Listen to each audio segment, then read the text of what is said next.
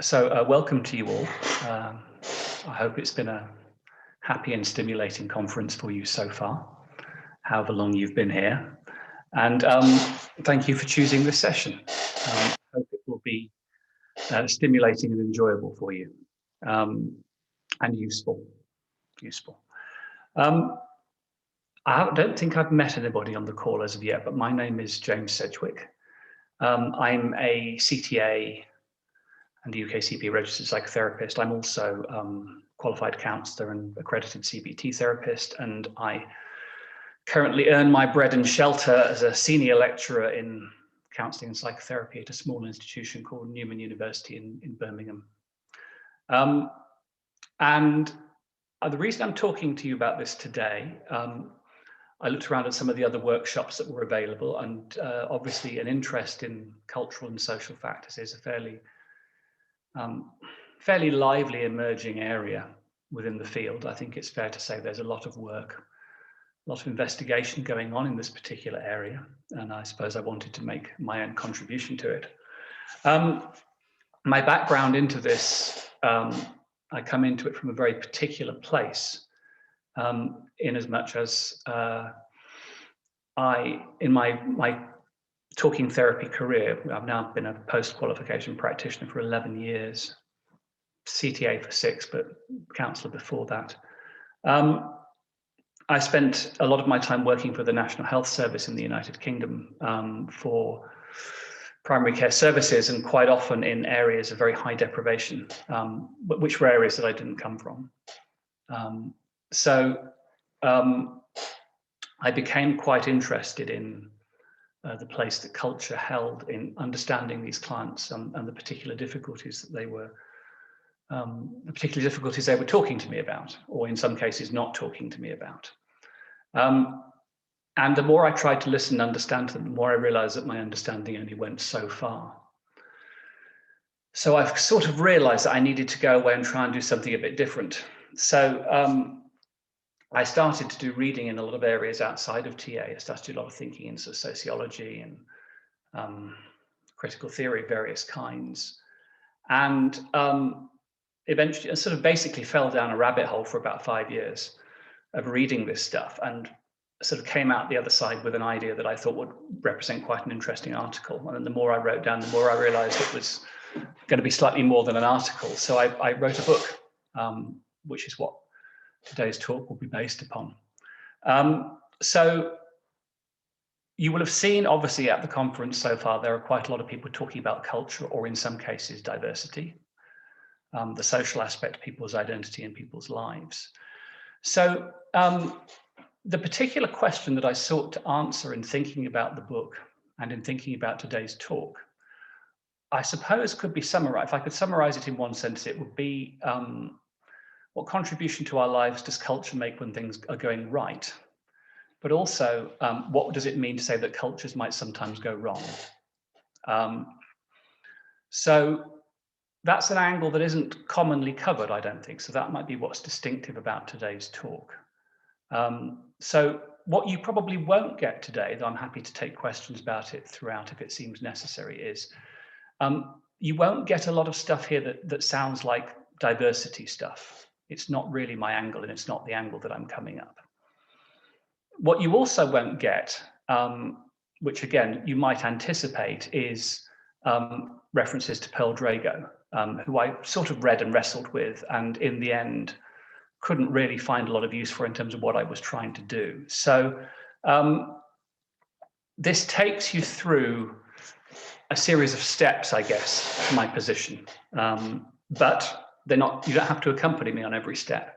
This is an invitation for you to think, and I encourage informed disagreement at each point if it seems appropriate, because part of the underlying remit of what I put together in the end was, ideas is really about creating a thinker. I think what we should be doing in any kind of training is not necessarily transmitting ideas from one person to another.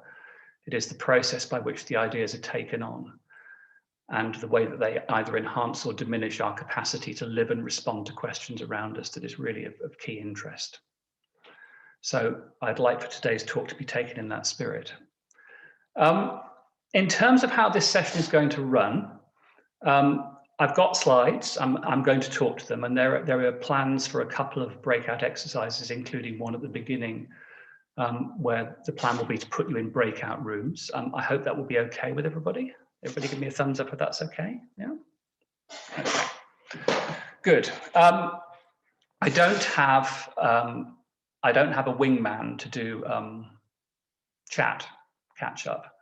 So I'm running this entirely on my own. So I haven't got somebody else keeping an eye on the chat room. Now, it depends very much how people want to run this, whether they want to run it in a more structured or a more free-flowing and open way. I know one of the more charming aspects of our face-to-face conferences is that usually they're quite vigorous in terms of people talking and getting into very interesting discussions. I don't know if that quite works in the same way on Zoom, but I'm happy to run it either way. I'm happy to run it that will stop off at each point for particular questions, but it's also important to know that I have left some scope at the end of the session for questions to be asked at that point. So as part of my contract with you, what I'd like to try and get is a sense of how you'd like to run the session, because I'm quite open to that. So you can type into the chat function if you like, whether you want questions throughout or just sort of questions at certain points. And I'll take a consensus view on that.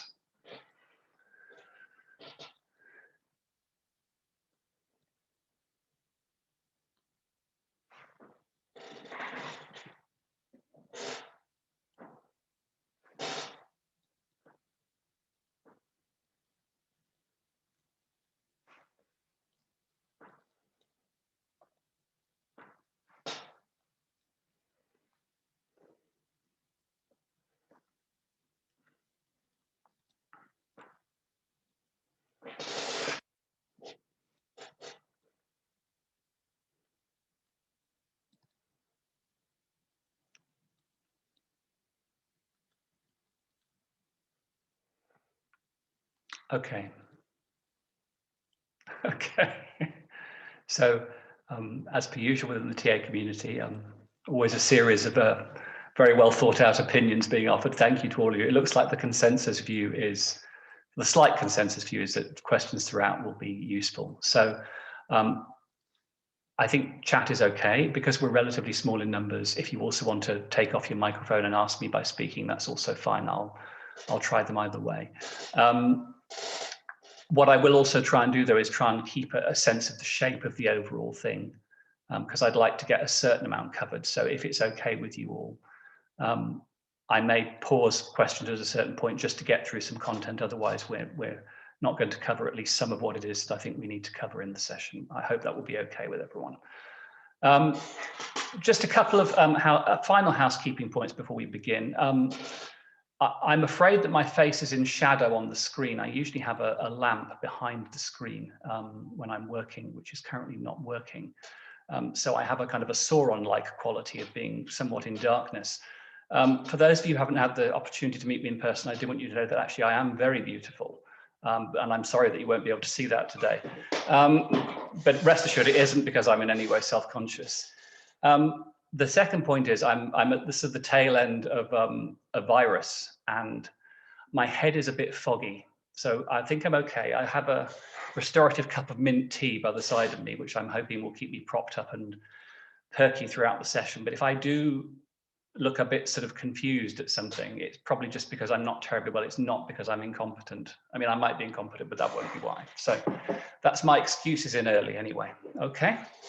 So I'm going to just share the screen just to introduce the talk, and then we're going to go straight into an exercise. Okay. So good luck, everybody. Let's have a look.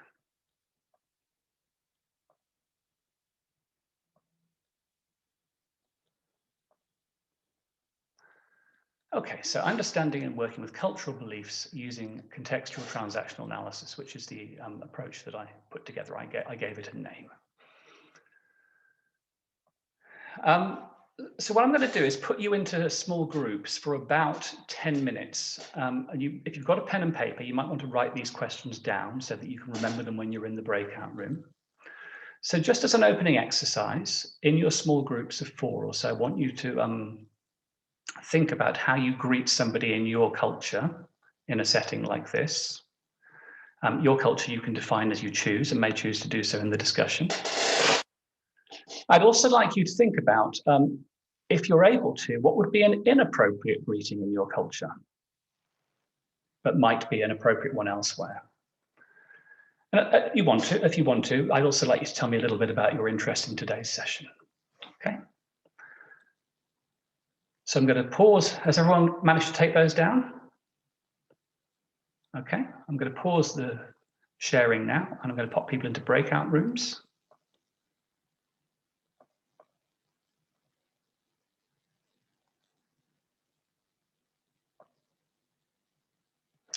I'm going to give you about 10 to 12 minutes to complete that, okay? And then we'll come back and have a discussion about what it was that you said. So your breakout rooms are now open. I'll look forward to seeing you all shortly.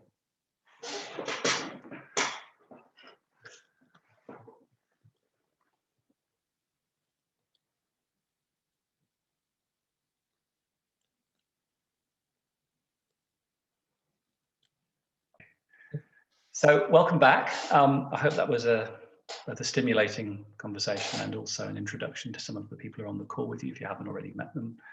And would anybody like to, or be willing to, share some of what they had in their discussion? If you want to pop your hand up, I'll invite you to speak, because I know there are a number of people on the call. Just works a bit easier that way. Sebastian. We talked about how at the moment it's quite easy to identify sort of differences between how's an appropriate greeting and how's not with COVID.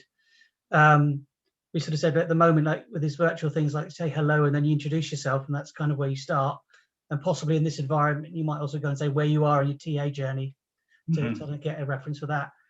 But then we also started talking about different cultures and hugging and kissing and how it's appropriate or not, depending that kind of thing. And how even now, whereas before you might have shaken someone's hand, you might put an elbow now, or you'd be a bit hesitant around it. Yes. Okay, so you talked about two different kinds of culture there, the TA culture, but also maybe a more national or global culture around how you might greet. Thank you. And your interest in today's meeting?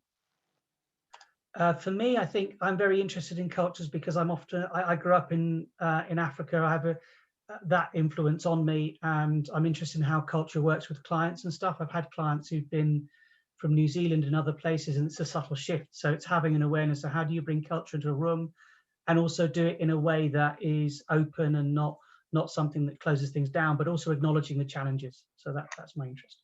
Thank you very much. Anybody else?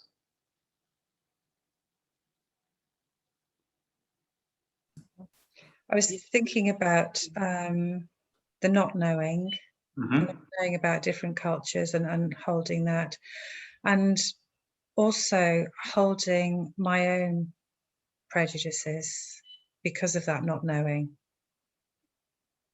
Okay, thank you. That's your reason. That's your interest for today. Is that right, Katrina? Well, it's, you know, I can relate to everything that everybody said.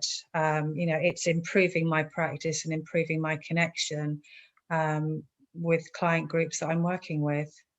Good, thank you. Jan.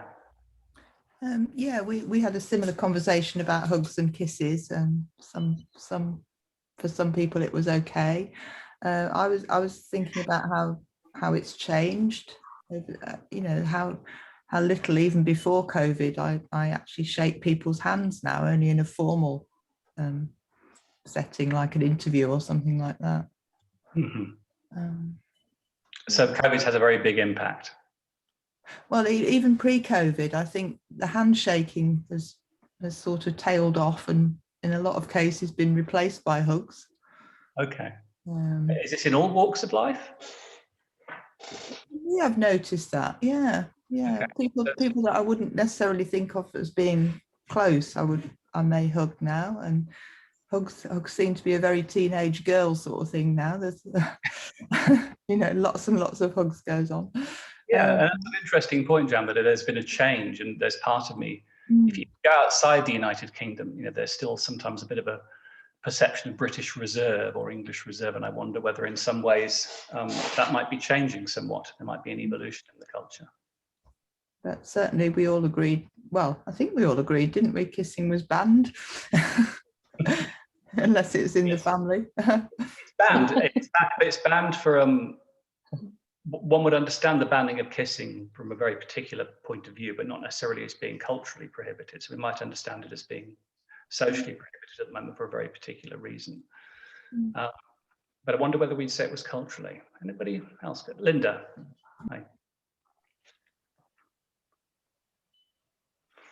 What was if I unmute?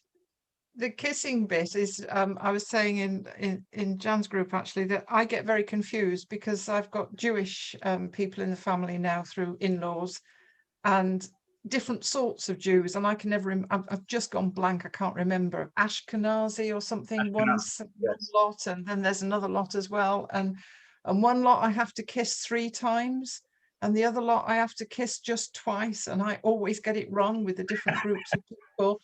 And apparently I haven't been down to visit them during COVID, but they are just carrying on. You know, they're totally ignoring all the rules, and apparently COVID has run rife through that sector of the family anyway.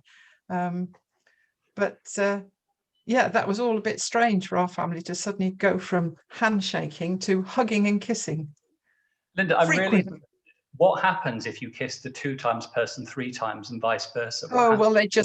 What happens now is they just know that I get everything wrong, you know.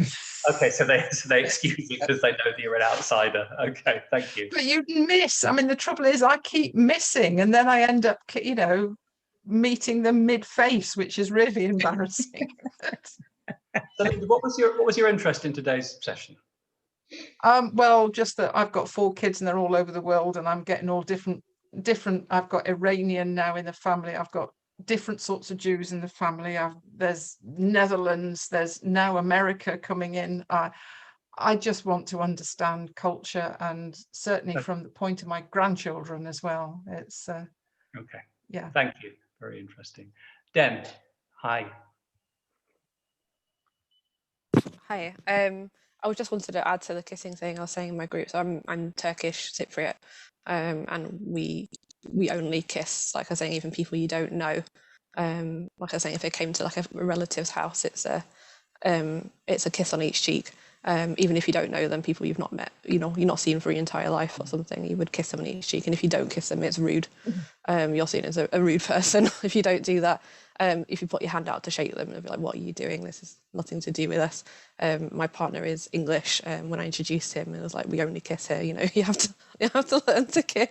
This is what you do. And he gets a bit confused and kisses on one cheek and then has the middle kiss by accident sometimes. But he's doing maybe one kiss, but it's a double kiss, and it's something he's learned over years. But it's, yeah. When I was saying there's another one as well, so people that are very elderly in your family, you kiss their hand as well. So you kiss their hand and put it on your forehead as a kind of sign of respect. And it's something we do in kind of religious festivals. So like we've got Eid now. So when we have our kind of version of that festival towards the end of the kind of religious period, we do that to like kind of people that are more senior to us usually as a kind of sign of respect. Okay. But I haven't seen my family apart from my immediate family, not in COVID, and I have no idea what they're doing. And I've got a kind of like, yeah, when I see them again, what will be the rules? I don't know. I imagine they're all still kissing each other, and probably spreading it between themselves as well. Yes, it's a really interesting question about when does the practicalities of containing the virus clash with how you usually greet people. Then, what's your interest in today's session? Well, same in my group. I'm still studying myself, so I'm coming into my last year and thinking about writing my research project. So something around culture is what I'm imagining it's going to be on. I'm a kind of 2nd to 3rd generation immigrant. Something around how culture is experienced differently. I think when you've got more than one, sure. Like a kind of bicultural kind of effect, what that happens, and yeah, and also with different clients I've had as well, with kind of different backgrounds, and then how I connect being like a 2nd generation immigrant as well with other people in that kind of context. So it's a kind of a mix of things, but a personal thing as well. Thank you. I hope you find today's session useful. Can I ask you, Jen, would you mind if I ask a question? Or yeah, of course. Yeah, would that apply to clients in your culture then? Would you greet clients in that? Oh, way? I don't greet other people. I only do that in my family. I don't beat other people with kisses. No, wait, when you it said make my life difficult, I think. Yeah, well, it's interesting, isn't it? No, I don't do it myself because I was born here, but it's more like within my family system. It would be if you don't kiss them on the cheek, it's considered rude. But I would never do that I don't do that outside of my immediate family. Sure, thank you. And interesting to know that the way you've described it, then it may not be true. And maybe I'm making an assumption. It sounds as though the rules are quite sort of cast iron and inflexible. Really, this is what happens. No, yeah, it is, and you learn that from an early age. And there's something around kind of personal space that isn't so much respected because it's like this is what you do. So as a kid, you're forced to just kiss people you don't necessarily know, and it's just kind of something that's kind of drilled into you as this is what's normal. And then when you grow up here with very different rules, it's kind of there's a real crossing of well what's appropriate and what isn't, and you learn as you grow up that you shouldn't necessarily have to kiss everybody and hug everybody that you don't know.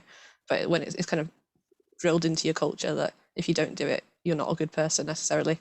Great, really useful. I'm going to come back to that in a moment, but thank you for that. Nice. Anybody else? Hi, Harps. Yeah, I mean, I haven't got anything fantastic to say or to add to what everyone else is saying, but I do share some of the views from, is it Den? Yeah, my eyes are terrible. Yeah, and the kissing thing as well. I was just sharing with my group, with Jan. You know, outside of, you know, clientele, because I haven't got any clients yet.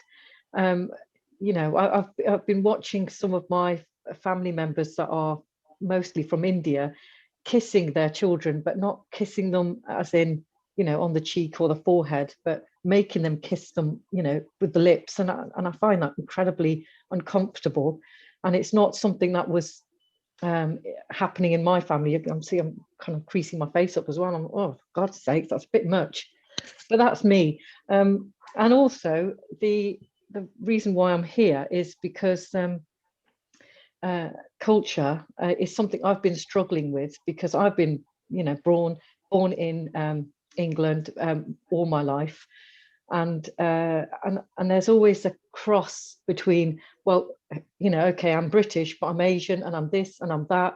So I'm here because it starts with me. So how is it for me, and what am I going to bring, you know, if I do, you know, sort of see clients, and the more I know about myself will also help me to understand others, if that makes sense. Yeah, sure. So I've got to get a sense of myself first, and I'm stuck with that a lot of the time. So it's interesting, Hop, you and Den have raised a similar interest, which I hadn't necessarily anticipated. So I'm going to try and weave something in around it to try and address and bring in the points that you've raised so far, which are really interesting. So thank you for that. Anybody else at this point about what they shared with the group? No compulsion to speak, an invitation, but no compulsion. In our group, we sort of talked about how within the TA community, apparently, you introduce yourself sort of by status setting almost, as in this is my degree, or this is how I relate to TA in terms of education. I'm new to the TA community, so I cannot say that this is true or false, but that was sort of the conversation we had, which was really interesting. And then it kind of went into Zoom and all of that, which I thought was great. In terms of my personal interest for this workshop, similar to a few others, I think almost everyone sort of mentioned the personal perspective in terms of culture and how they're relating to that as a practitioner and as a human, basically. Being new to TA, I felt that the models that I have been exposed to so far were relatively limiting to the individual, and that I found quite challenging. So what I'm sort of interested in is to hear new kind of thinking in terms of theory that looks as a person in relation to the reality of never just being that. We're not just this individual. Even within this environment, I'm affected even by the air quality of this room, of the city I live in. So there's a lot that sort of affects who I am in each moment. And I guess that's what I'm interested in too. explore a bit more. Thank you, Jasmine. It's really interesting. You've actually made me reflect on how I introduced myself on this call, and actually, because I did introduce my qualifications and titles, and I'm now reflecting why it was that I did that. And partly you're right, because I understood it was sort of professionally appropriate, so I was following a kind of precedent. But there was also a sense that I'm not a PTSTA or a TSTA. And here I am delivering a talk at a workshop, and that there is this kind of sense that, particularly because I've written the book, it's like, well, how do I feel sitting with people who are more senior? How do I feel sitting in a culture of, particularly because there are some people on the call who are more senior than me in terms of their involvement with the community. So I think it's okay for me to say that was part of the reason that I used that greeting in that way, to kind of signal and make use of the cultural assumptions. And I don't think I've reflected on that, so thank you. That was really useful.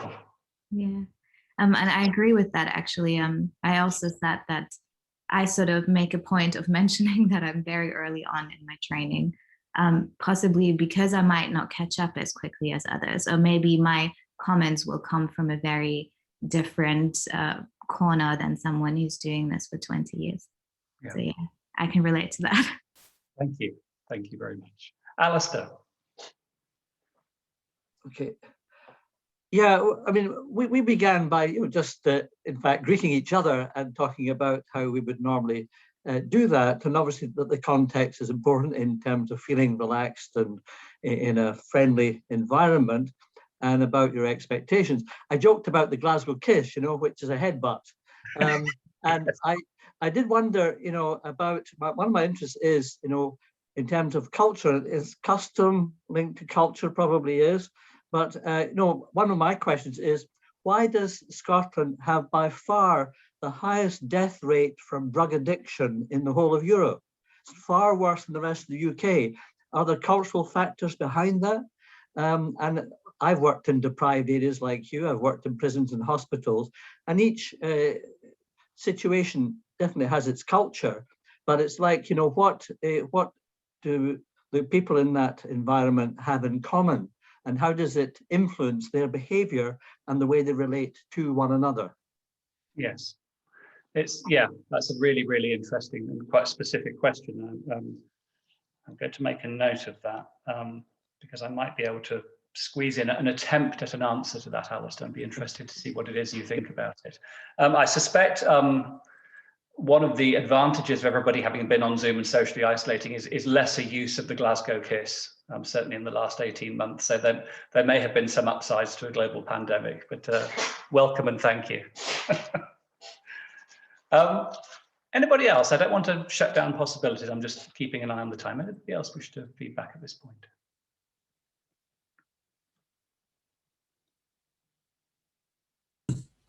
I just wanted to respond a little bit to what Jasmine was saying about the sort of the cultural rituals that we have perhaps in the TA community or in the counselling and psychotherapy community as a whole, that I think maybe we do introduce ourselves in order to kind of affirm something about where we're at and our status in the community. But I was also thinking it's nice to hear when people are early on in their journey, because it means they can be welcomed. And I, I noticed, Jasmine, when you said that, I wanted more to welcome you. So that's my response. Thank you, Ian. And can you tell me a bit about your interest in today's meeting? Yeah, I suppose very, very generally, I'd say just to kind of broaden my mind. I'm doing a lot of my own work at the moment to explore my own thoughts and unconscious biases, and the way that I bring my culture into my work and the way I respond to other people's cultures. And so anything really that helps me along that journey, I'm interested in. Okay, thank you.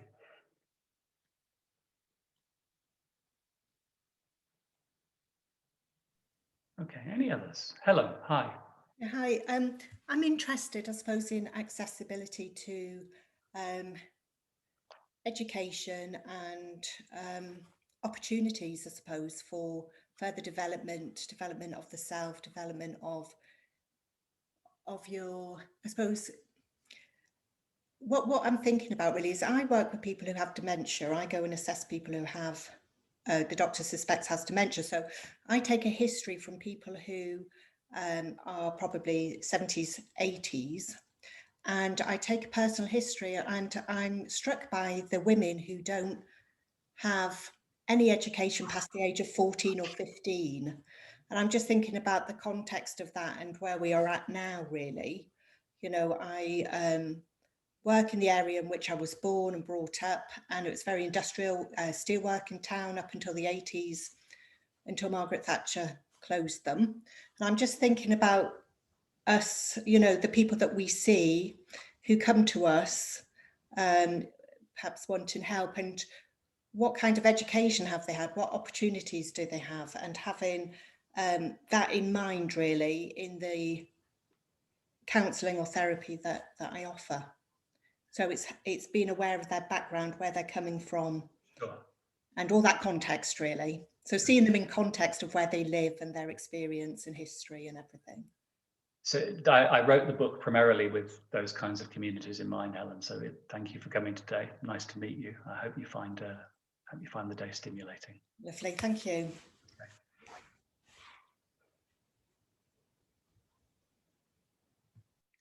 Any others? It's hard to read on a screen whether some people don't want to speak or or just waiting for their turn to speak. I can't quite read people in the same way. So I suppose just a bit about why I was drawn to the course. I'm half Maltese and half British, and it's only now that I'm training and starting to see clients that I realise what a massive impact it's had on me and my growing up, and how kind of deft I had to be from a very young age to kind of transcend the two really different cultures, and how I would go to Malta for kind of 7-week summer holidays and come back and have to almost relearn how to negotiate with people in such a different way from having been very huggy and kissy, and I guess having white skin, a mother with brown skin, the implications that's had, it's been massive.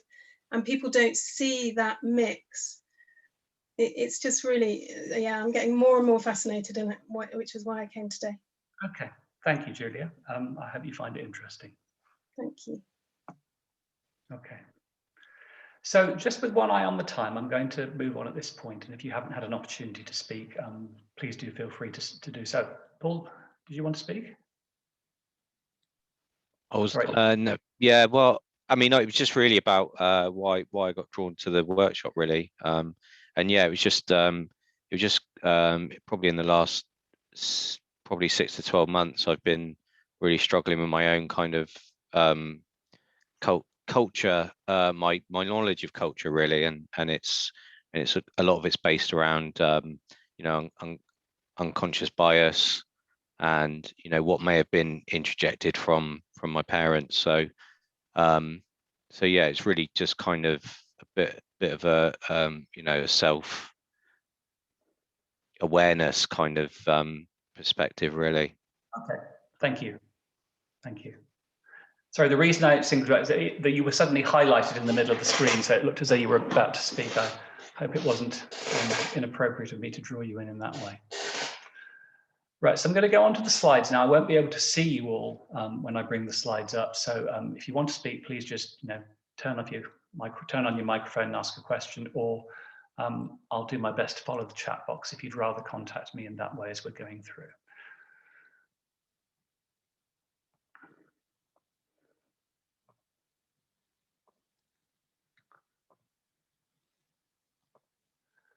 So thank you all for giving such good answers to this. Really interesting to hear your interest and your own sense of how things are where you come from, even if you come from, as some of you do, in some ways, several different places concurrently. So I want to talk a little bit about what was just demonstrated during that exercise and during the feedback. So there is a notion of cultural competence, and all human beings are to some degree competent in the culture in which they move and live and in some cases grew up in. And what does it mean to be culturally competent is really to be able to say, somebody like me would do this in this situation under these conditions. Now, what was interesting about some of the answers that came in is that in some cases, what you might call the rules, I'm going to use the word rules with kind of question marks around it, so those are implied. Dan talked very specifically about highly circumscribed and very explicitly stated rules. You will do this because if you don't, it's rude. And those might be the kinds of rules that perhaps leap out at us from a reading of Burns' writings, this idea about messages and permissions and prohibitions or injunctions. The idea that something is very explicitly said, you can do this or you can't do this, and reasons are given for it. So that's what it tends to be like to be culturally competent in what you would call a traditional society. And traditional societies are ones where the cultural form tends to be handed down generationally across time. Okay. So some of the people who gave answers that are more typical from what you would call a post-traditional society. And a post-traditional society will still have a sense of appropriateness, but it may be much more varied. There may be a sense that the rules of engagement are more flexible. There may be much more of a sense of individuation, of context appropriateness. Okay. So somebody might, in a post-traditional society, say, well, I might do this with this person or this under these circumstances, or I might vary it in this way. And what would also be interesting is those rules would have come to you somewhat through two slightly different channels. The first set of rules would have come to you through quite explicit guidance. You will be told in the course of becoming culturally competent, this is how you do things. You will have been handed an explicitly stated rule. In a post-traditional society, that might have happened, but it might also have been that you kind of pick things up more indirectly. You pick things up through navigating the world and in the course of living, developing an almost intuitive sense of how it is things are done around here and how you can vary things according to culture. Okay. So sometimes cultural competence, and this is an important distinction that will be important through the remainder of the session. Sometimes cultural competence means that you can say, we don't do this or we do this, and here's why. You can give a good answer to that question. Sometimes you might say, well, we don't really do this around here, but I'm not quite sure why. We just sort of don't. And I can take a guess at it. But the sense of the answer perhaps seems less clear. So I just want to kind of leave you with that sense that the capacity to both to use and to articulate and to change rules according to context are things that are present in some cultures to greater or lesser degrees. So it's also true that I think cultural competence, usually somebody who's culturally competent can improvise within their culture. So even if they haven't been explicitly told what it is that you do in a situation, if you are culturally competent, you can usually take a stab at what would be a decent answer as to what to do. So, I mean, if you think about not making eye contact on the London tube, I don't think anybody explicitly told me not to do that as a rule. Nobody said don't make eye contact. But I kind of worked out when I went to London that you didn't do that. And it sort of made sense, even though I wasn't quite sure why. So it is part of being culturally competent that it's not like an instruction book, it's more like a set of principles. And principles are things that you can, a rational, competent human being can usually apply somewhat creatively in different circumstances. Not always with complete success, there's no guarantees, but with some competence. So what we're going to cover for the remainder of today's session, I'm going to talk a little bit about what I think cultural beliefs are, about why we have them, and I think why they're important.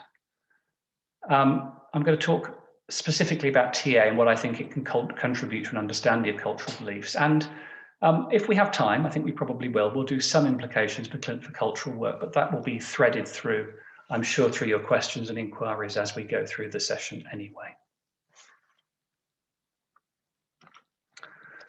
So let's talk about the word culture, first of all. What do we mean when we say culture? Well, culture consists of two different kinds of things. There are material things, objects, made objects, which are typically found in a culture or society.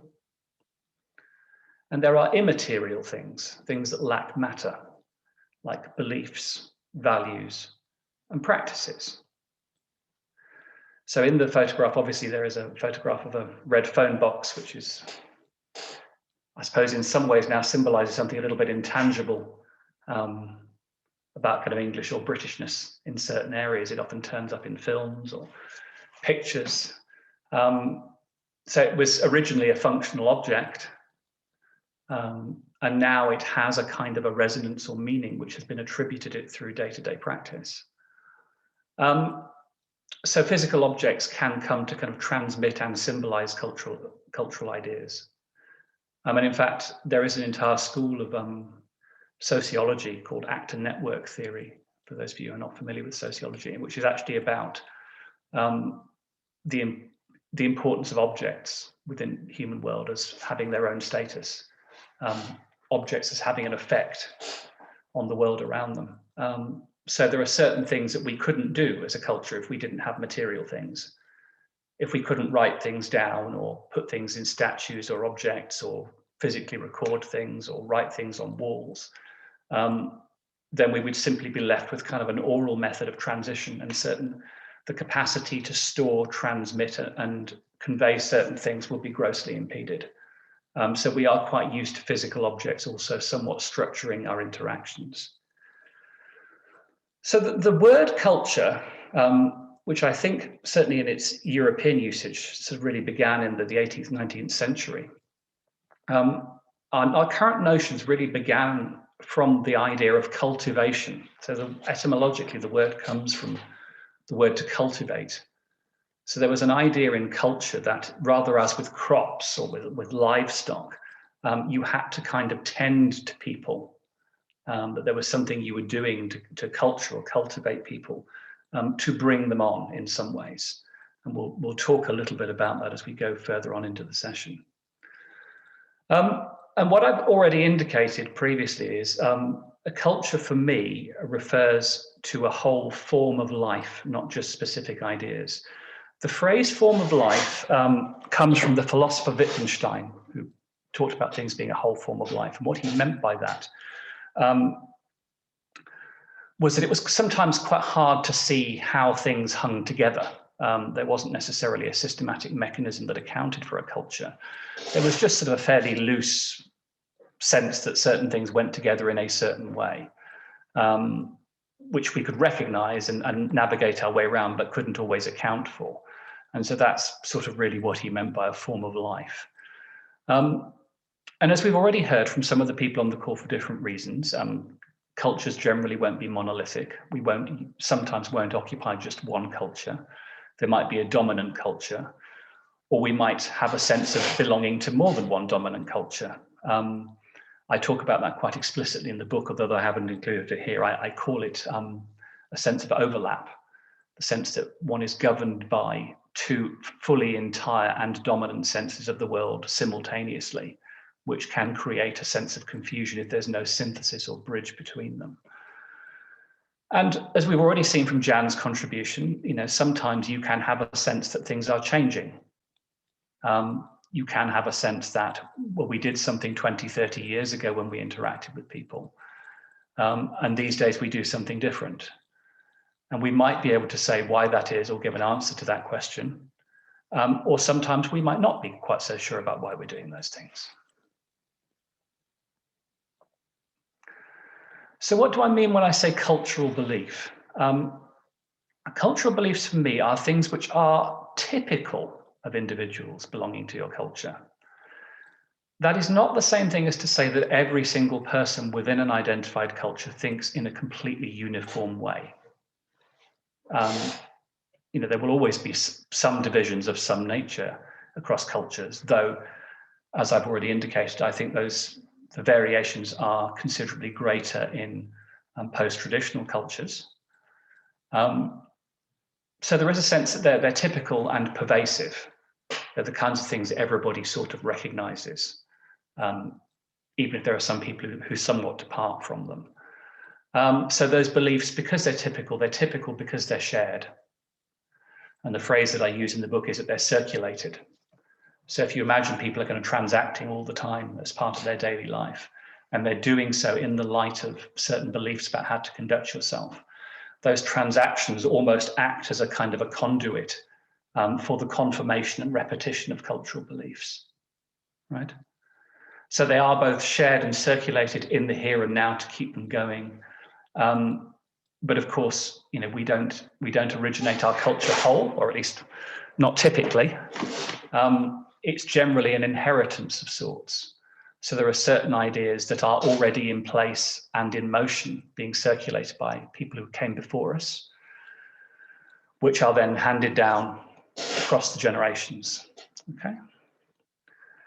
So cultural beliefs, I think, would also be connected on some degree to the notion of cultural values. Things that a culture will typically say, again, note typically, not uniformly, but typically, feel to be good or bad by a particular culture or society. So there's quite a lot packed into those definitions that we will bear in mind as we go on through.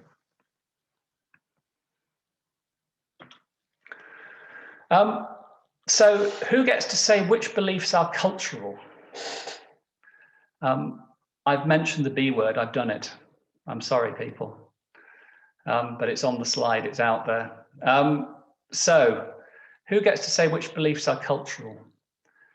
So I think there are really two ways in which beliefs can become cultural.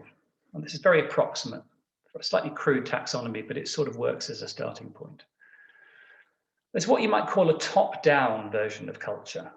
So there are certain people within a cultural society who have more power and more authority to say what gets thought or what gets done. And the nature of those people will change from society to society, but they tend to exist. There are certain people who have more power and influence than others. And they will perhaps have more power over certain aspects of cultural self-organization. So what kind of things do you put in place? What mechanisms do you put in place for cultures to organize? Well, one of the things you might do is, for example, to think about particular rituals, practices that exist on kind of the ground level, but which are nonetheless steered from above or steered by cultural tradition.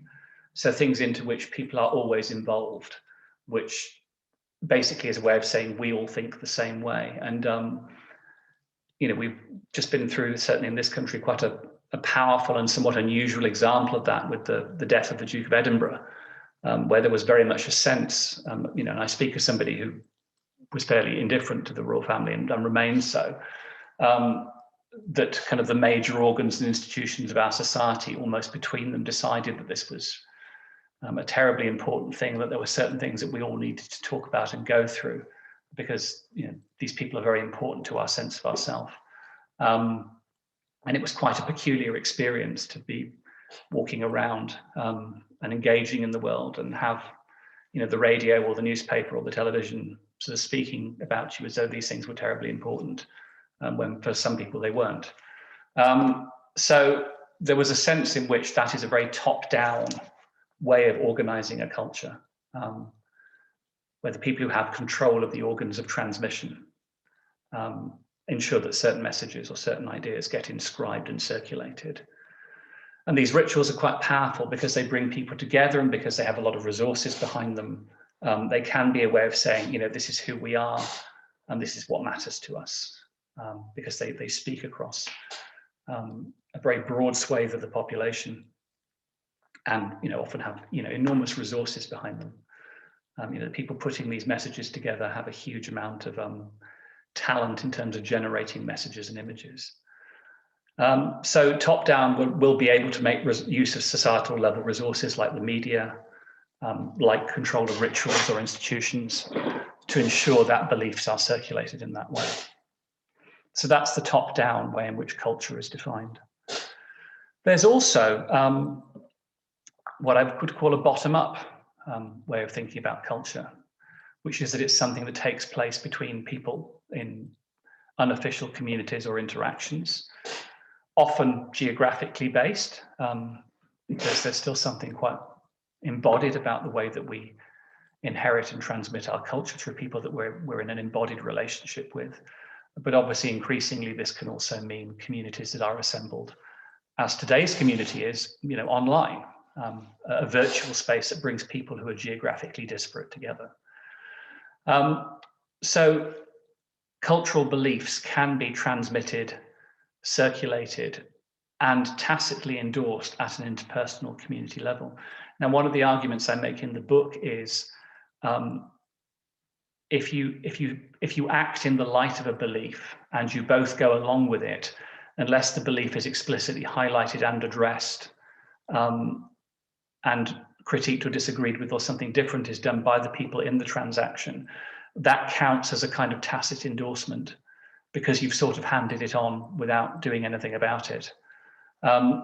So these kind of bottom-up beliefs will tend to become cultural values by virtue of the fact that everybody's doing them the whole time. So they're very, very pervasive. They kind of saturate our mindset. And it's very, very difficult to entirely shut out the world, because we have to live in it. There's only so much capacity that we have to stand back and separate ourselves from events. We have to some ways. Ian, you have a hand up. How can I help?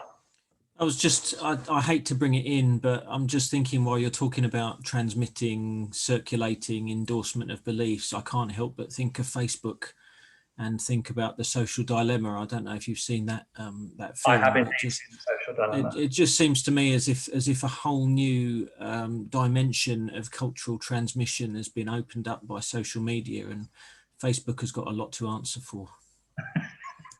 Yes, I'd like to just invite responses to what Ian has said. Anybody wish to comment at this point? It's a really interesting point.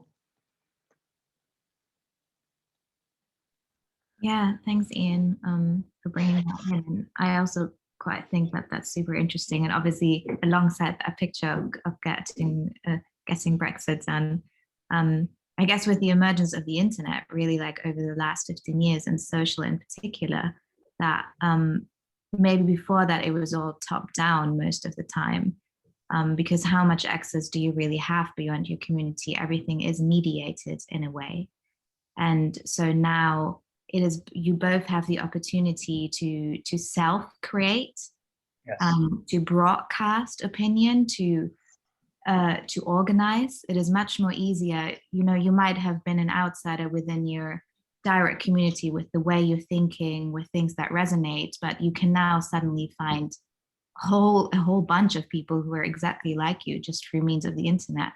So this kind of bottom up and a lot of change for that is definitely super interesting, I think. Yeah, so you both raised very interesting points. In a slightly more negative one, you a slightly more positive one, Jasmine, about the possible uses of the internet.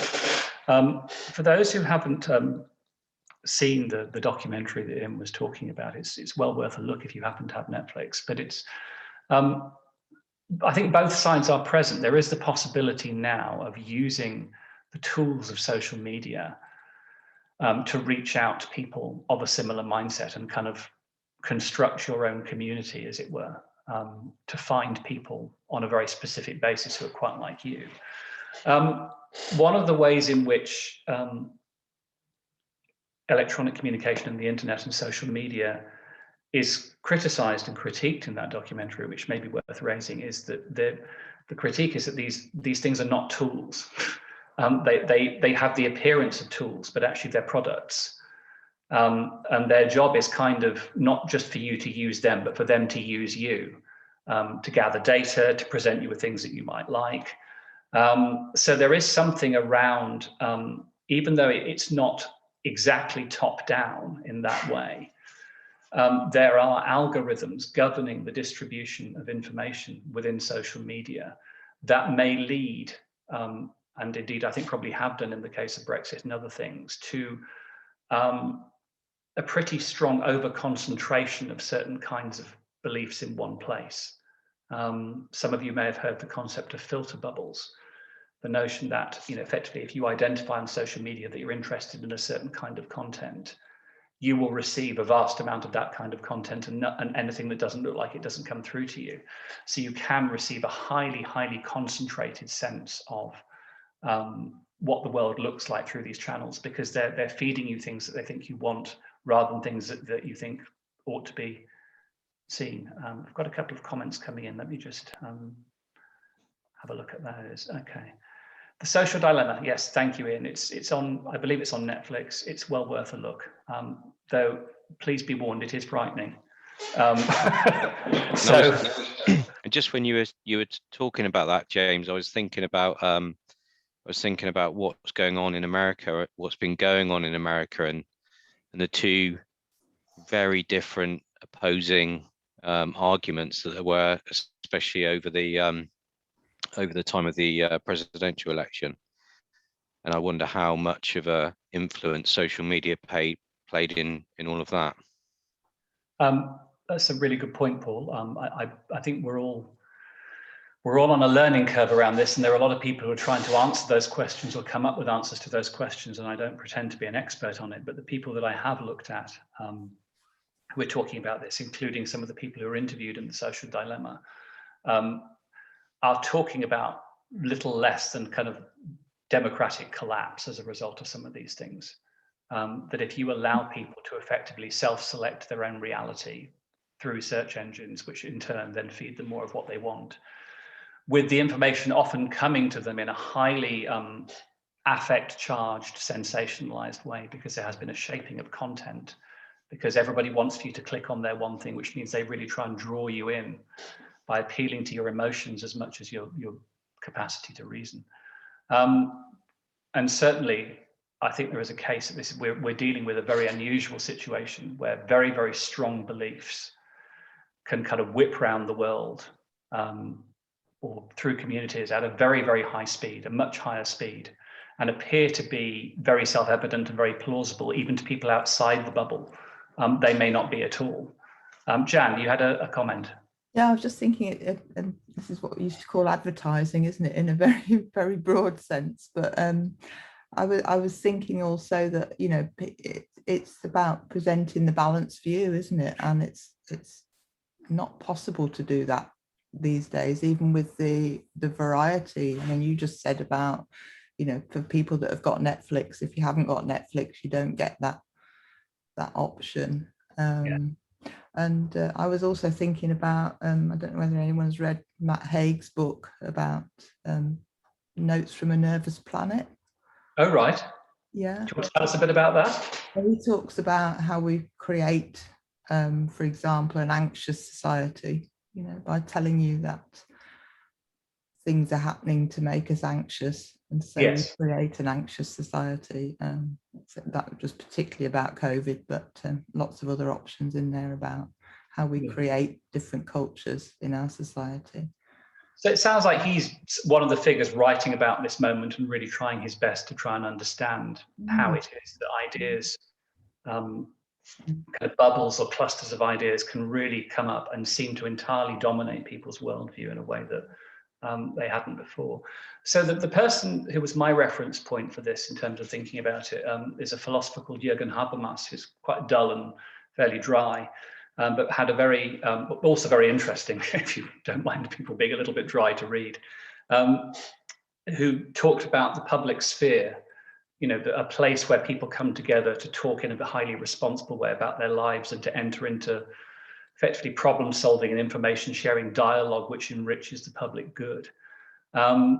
And that this was kind of one of the main achievements of kind of an emerging civilization, was that it had a highly functioning public sphere. So what you'd be talking about in terms of social media is sort of a collapse of that public sphere function, the etiquette and the rules that governed interaction being replaced by algorithms and a kind of a highly commercialized clickbaity content that raises emotions but doesn't necessarily lead people to have a secure grip on what's happening or to be able to talk to people outside of their bubbles.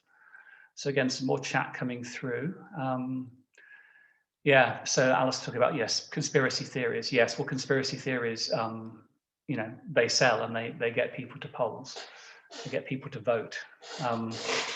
So, I mean, it was very interesting to think about the reason that I put the B word on the slide was because it was quite interesting to think, and I think Brexit was, I'm not taking a view on whether the decision was right or wrong, I'm taking a view on how the debate was conducted. But there are accounts which will tell you that Brexit was an entirely top-down affair, you know, effectively organised and manipulated by people at the top. And there are people who will insist that it was very much a bottom-up affair of people who were not able to speak through other channels, coming together and finding an outlet for those in the vote to leave the European Union. So it's been quite an interesting social phenomenon in that way. Any more on this before we move on?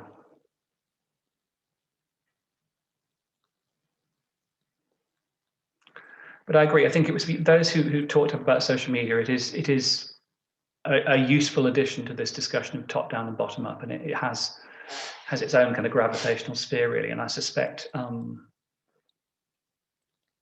it will become, that question about what is social media doing to people's minds, I think will become more and more pertinent for our clinical practice going ahead, for sure.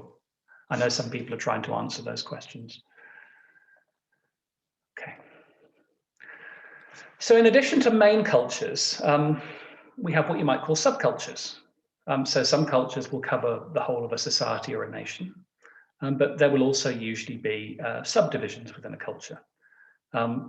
More prolific, I think it's fair to say, within a post-traditional society where there's much greater choice around who you are and how you live and what your affiliations are.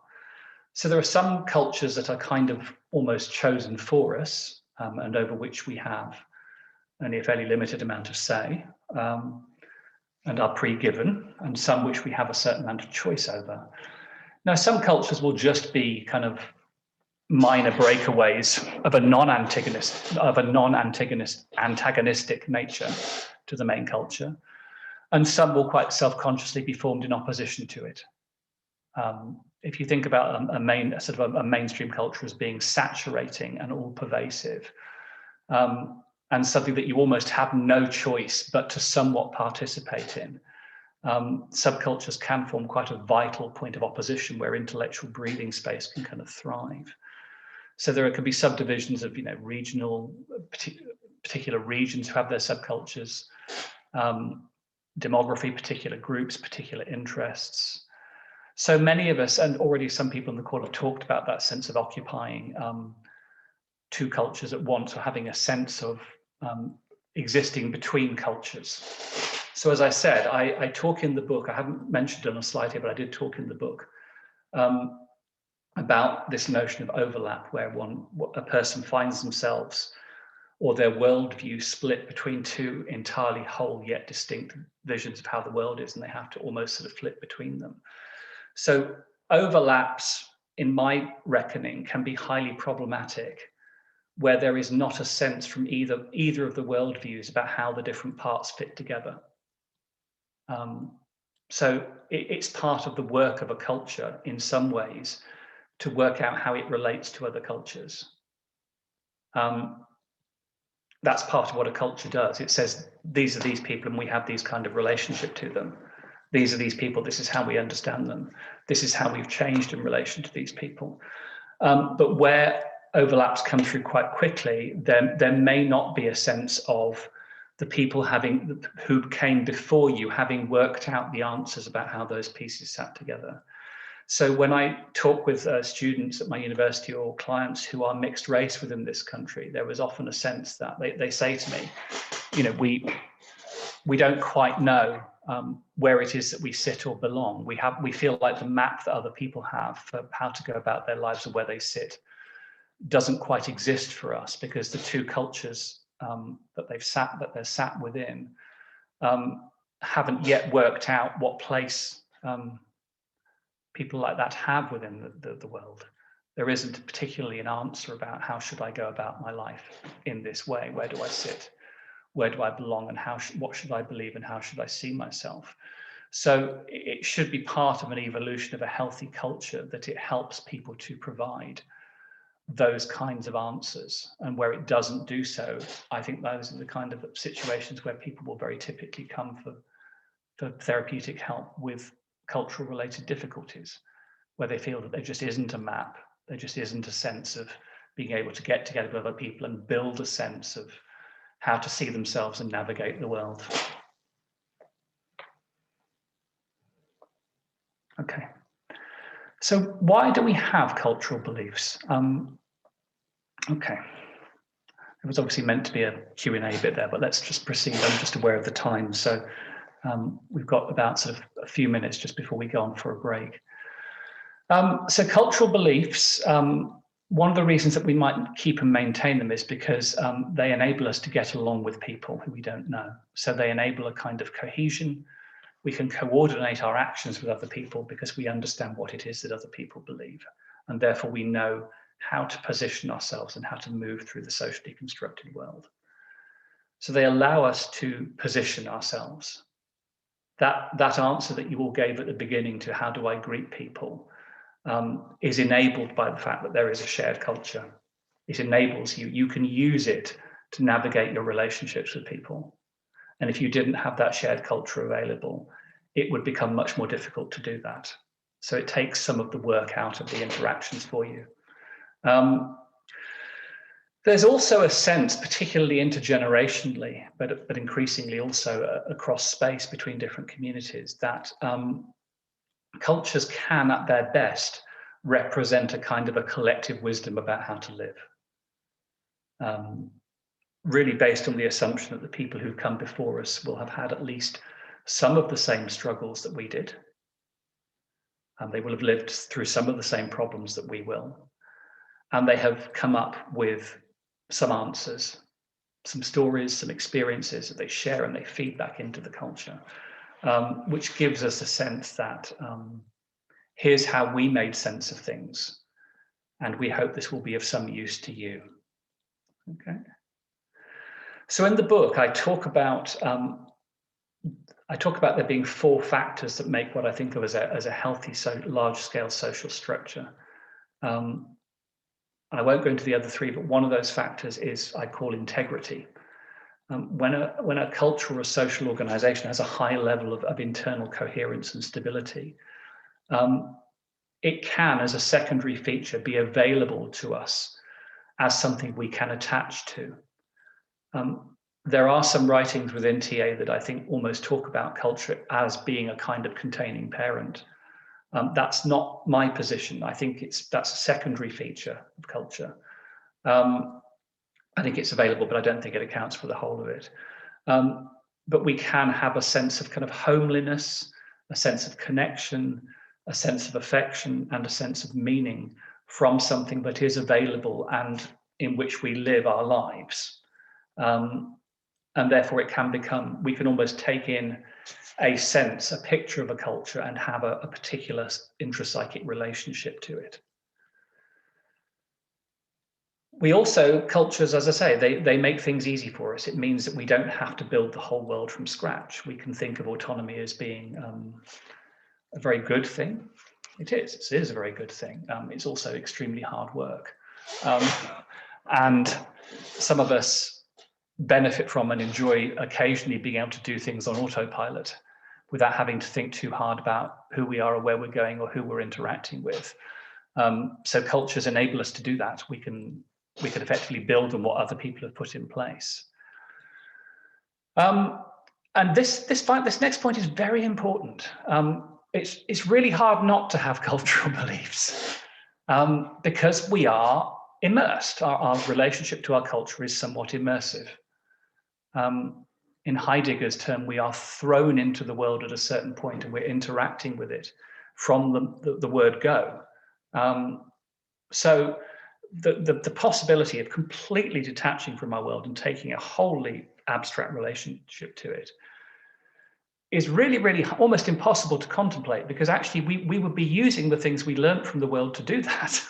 It's almost like there isn't quite entirely a space outside of culture where we can really think, okay, well, if I'd, if I'd been born in another place, another time, I'd have seen things differently. We can contemplate that as an abstract ideal. I mean, I understand in the abstract that if I'd been a 16th century Chinese rice farmer, that some of my view of the world would be different. And I might even be able to take a somewhat academic guess at what that might be. But it's still really, really hard, even when I'm going through that exercise, to fully occupy that position without having lived it. And it might also be difficult for us to tell which beliefs are cultural, because we might have different ideas about it. Okay. So this feels a bit like a natural breaking point for us to take sort of 10 minutes. But do we have any questions at this point before we just take a break?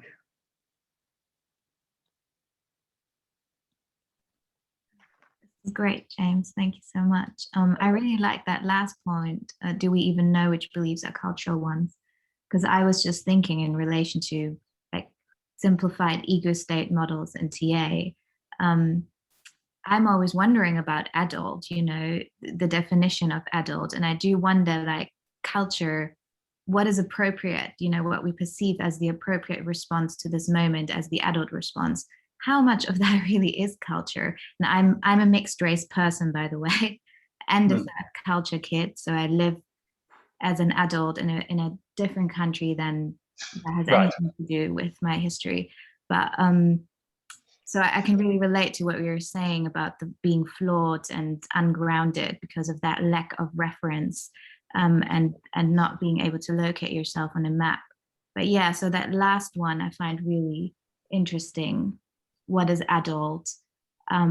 What agreements do we have in place, and how much of that is sort of unconscious? Yeah, absolutely. And also, that you might, particularly in a post-traditional culture, highly advanced democracy, a post-capitalist society, there might be so many different beliefs going around. Would we all agree on which ones are the cultural ones? Because we might have different ideas in this country, for example, about well, what does it mean to have a cultural belief in this country? Are we all thinking of the same ones, or have we got slightly different ideas? Yeah. Thanks, Jasmine. Okay. I'm going to just pause the share at this point. So why don't we just take a break and come back at 10 past. Great contribution so far, really interested to hear the response. I'm aware that we'll probably be losing Jan over the break. So thanks for joining us, Jan, and good luck on the motorway. And yes, safe journey. So I'll see all the rest of you in just over 10 minutes then.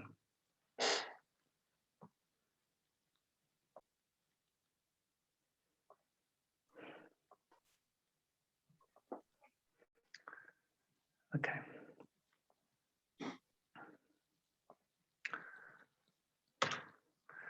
So here we are, we're in part 2, a transactional analysis understanding of cultural beliefs. So this is going to be where I introduce some of my own ideas. The bookshop insists that I advise you that it is available to buy in the conference bookshop. Yes, I do get some of the rewards, though not a lot. But I believe it is available at a reduced rate in the bookshop. So if it's of any interest, then please obviously do go and investigate before the conference closes. So what do I want to let you know initially about contextual transactional analysis? So there are a few points on the slide. So the first one is that it's a revisionist theory. What do I mean by a revisionist theory? So if you divide TA theories into revisionist and non-revisionist, and they're all somewhat revisionist, but a non-revisionist one will basically say, okay, we already know what terms like ego, state, script, games, we know what they mean. We don't need to talk about them anymore because we know what they mean. So we're just going to take those tools away and we're going to apply them to a new problem. Okay, so a non-revisionist account just uses old tools for new problems. So revisionist theory says, okay, well, we've tried to solve these new problems with these old tools and we're not quite sure the old tools are doing the job. So we need to work backwards and change some of these old tools to make them do a better job of things. So contextual TA doesn't just apply TA to new problems, it comes up with new definitions of some of the key terms. But it is also quite subconsciously a supplementary theory. It's not intended to be a complete theory of human functioning. I'm quite upfront about that. It's supplementary, so it's intended to be used alongside other accounts that talk about different things. So, I mean, other supplementary accounts, you might think of co-creative TA as being a, yes, thank you, Sebastian. Co-creative TA as a revisionist account, a relational TA is a revisionist account. Richard Erskine's work is revisionist. So it sits, I suppose, in that kind of camp, really. So what are the main starting premises? If you imagine a theory has to have certain starting points. So there are several on the slide and I'm going to go through them. So the first one is that society precedes us. There were already a hell of a lot of people that came before us. And they were already busy living and interacting and making things and doing things and deciding how the world would be before we got here. So from our first breath, we are interacting with a world that already has certain ideas about how things should be done and the kind of thing that we're going to be. So we already enter into a cultured world from the first breath, even though we're not culturally aware as an infant. There is a cultured world happening around us. So what do parents or caregivers or guardians do in that situation? Well, perhaps the most significant departure for contextual transactional analysis is that it isn't strictly a theory of development in the sense that a lot of our theories are. It's not. Theory of development is how does one acquire the competencies and capacities to be a psychologically functioning human being, you know, things like attachment theory. Those are about the development of capacity. The theory of socialization is about how does one develop competence. So alongside the kind of things that we usually talk about in TA as being a parenting experience, the provision of a secure attachment or the kind of early experiences that help us to form a solid sense of self and be able to regulate our emotions and all the things that the integrative and relational schools have done a really, really good job of telling us about. There is a parallel and intermingled process of what I call socialization. And socialization is the process by which, in my account, the people who came before you put the already generated collective knowledge and wisdom at your disposal in the process of raising you, so that you become capable in that way, socially capable, and that you can make use of their ideas, their experiences, their stories, their beliefs as a way of making your way through the world. So what I'm really saying here is that socialization is kind of the doorway into your cultural competence and to you becoming a member of the culture. So one of the things that the book also does is, because it says that we're effectively cultured and socialized from the word go, it places less emphasis on other theories than the idea of a kind of a pre-social self that is added to the world. It doesn't take that view theoretically. So what it says effectively is that individuation and autonomy are emergent. They come through later. And I'll talk a bit more about that at a future slide. And this will be what I'll be talking about with Alistair when I come to it. So how does contextual transactional analysis explain how cultures go wrong as well as go right? Well, all social organizations, all cultures are one thing and not another thing. In other words, no culture is everything to all people. So each cultural form offers a different mix of opportunity and constraint than other cultures. So my early pitch to answer Alice's question about how do Glaswegian men end up dying disproportionately of drug addiction is, well, because it's not that they intend to die of drug overdoses, it's because certain kind of ways of living are made more available to them than the others, which push them in the direction of certain possibilities rather than others, which may become taken up at different points. So those are the things that I think it does that is slightly different. Some of those things will already look, for those of you who've read Byrne, and in particular Byrne's later work, you know, the What Do You Say After You Say Hello, where he talks quite a lot about social development and script. Some of these things will already look somewhat familiar, and they are generally working in the same way, but there are small but important differences in the approach, which is the remaking of the tools that I'm undertaking.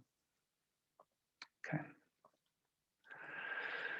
So if you think about our various different models, and I don't want to say I've got an answer to this question because there's a lot written in TA and some of the people on the call have got more experience than I have, but where would we usually say that cultural beliefs are located if we want to look at our ego state model map? Open question. What do you think? Fixed. There you go. Off you go, Julia. Oh God, I forgot what I was going to say now. I thought culture was held in the parent ego state, but I'm really struck by what Jasmine said earlier, still mulling that over about the adult and when we respond in the here and now, how much unconsciously, you know, how much of the culture is playing into that. I think that's what you said, Jasmine, is it? That's... Sorry, I'm just trying to, I can hear you, it's just not terribly loud. Can you just repeat that? Yeah, I was saying, I thought the culture... No, I can't hear you at all. What's going on? Can't say it again. Oh, there you go. There you go. Sorry, Julia. I'll listen carefully. So I should just say I'm in my second year of training, so I feel a bit, I don't know, exposed saying this, but I thought the culture was always held in the parent ego state, in the P3, P1. Right. Yes. Which one, though? We have several parent ego states. Jesus, on the spot. In the P1, is it? I don't know. Can somebody else say?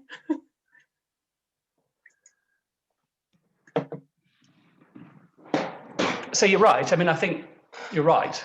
It's just that we have, we obviously have our layered mind in the structural model. I'll bring back up the structural model now that I've hopefully made my, I still can't hear terribly well. I don't know what's happening, but I can at least hear something. So let's see if we can go back to this.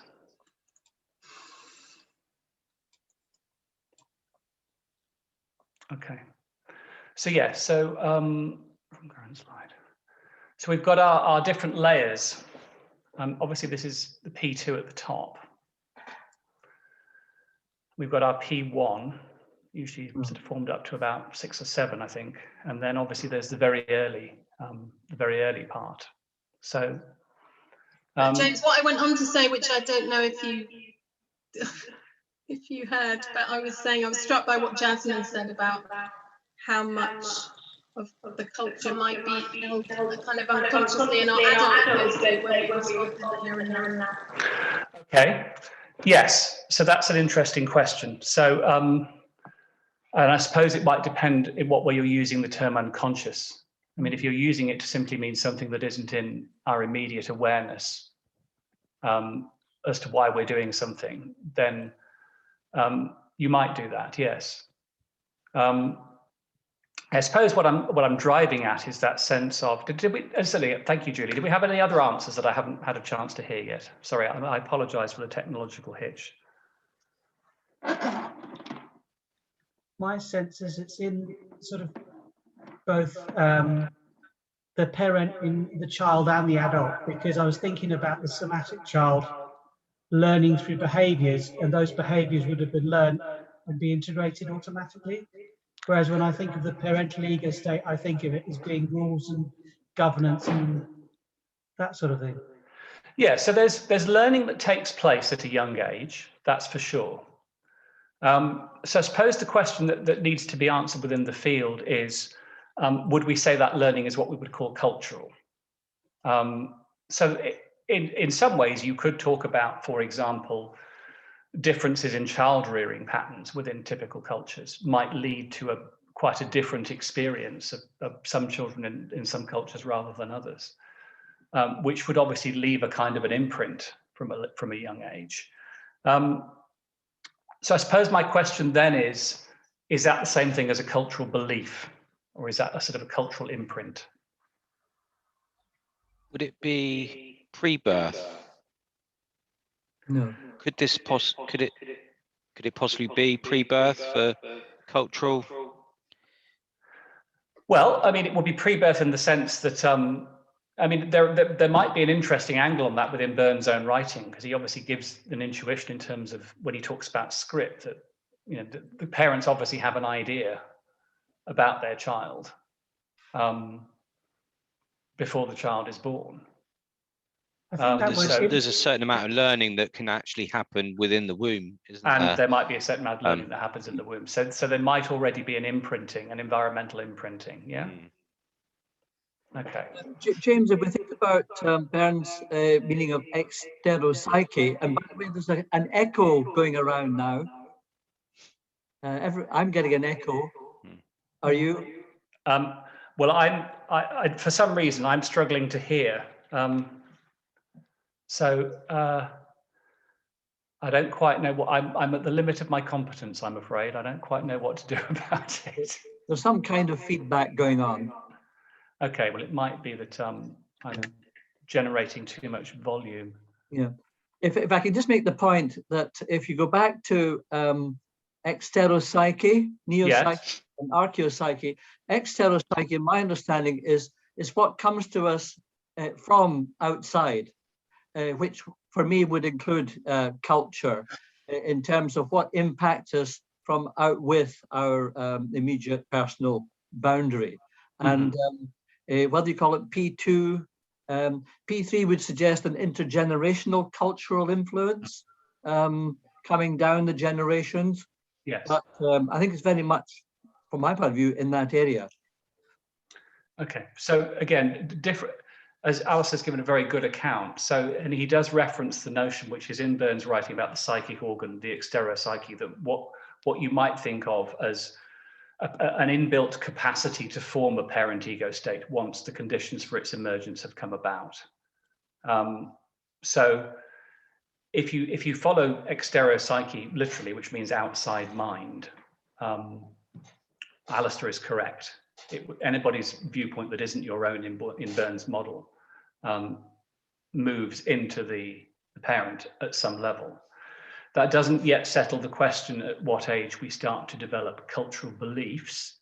And I'm not sure I necessarily have an answer to that. But I mean, I think you could certainly say there are cultural influences from a very young age, and possibly even, as has already been suggested, pre-birth. But beliefs that we can actually recognize and use, I suspect, have to come after our capacity to use language, which sort of emerges around the 18-month mark. And at that point, we can start to kind of understand the contentfulness of beliefs in a certain way. So there may be patterns that come before that carry an imprint, but I suspect we wouldn't say that we could begin to make sense of them in that way until after a certain point in development. So the question is posed in a deliberately open way. I think there are lots of different answers to this question within, oh God, hang on. Sorry, I've got myself completely confused now. Right, I need to start showing the screen again.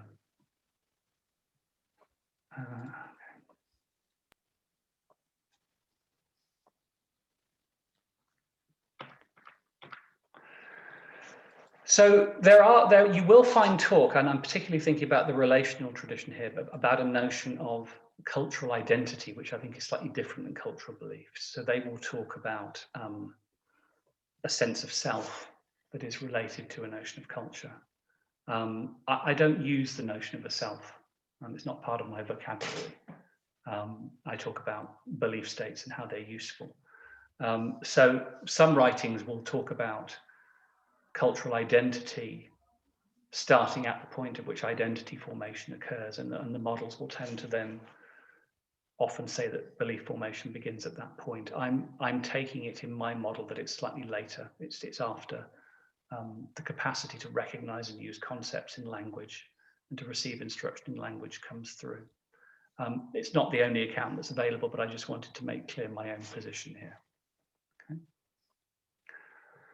So as Alistair's correctly said, if within TA there's usually the belief that ideas that belong outside of us are held or attributed to a parent ego state of whatever level we're talking about, and that runs fairly consistently through Burns' writing, and fairly consistently through a lot of post-Burnian writings within TA.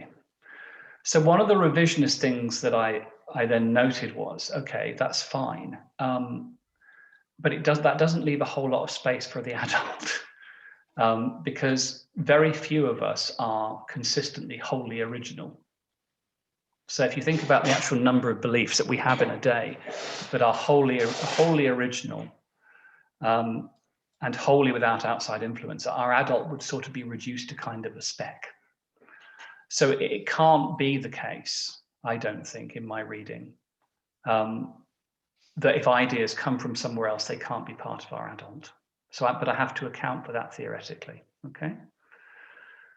So how do I do that? Well, I suggest that the process of socialization gives you what I would call authority, okay? So what authority means is beliefs that you inherit from others start out as their beliefs. You have to kind of use them by rote like you're a parrot. You don't really get to rethink them. But once you reach the same position within a culture as the people who raised you, you have the same level of authority over those beliefs as they do. Okay? So what does authority mean in real terms? Well, it means that first of all, that you're culturally competent. You can navigate the culture as well as the people who raised you and socialized you did. But also under certain conditions, you can articulate your reasons why you do things. You can not just say, I'm doing this because it's part of my culture. You can say, we do this in this culture for this reason. So eventually your socialization hopefully reaches a point where under ideal circumstances, you can answer that question, why? And that's what I call in the book authority, which is my substitute term really for autonomy, or at least fulfills something of the same function.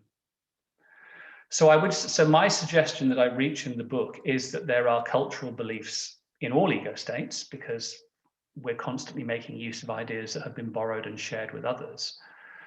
But it is a distinctive feature of the adult ego state. That's what it means to say you're in an adult, is that you're using ideas with authority. Right? So you're not using these ideas in a culturally subordinated position. Okay? That doesn't mean that parent ego state ideas are unintelligible. We're still using those ideas intelligibly. We're still applying them well, but it's almost like we don't have, it's a bit like having a Microsoft document where the editing function has been frozen. You can read the document, but you can't change it, right? So for me, that's my understanding of what particularly the P2 is. It's a bit like a Word document that you can read, but you can't really change, okay? So we can apply the ideas, but not revise them.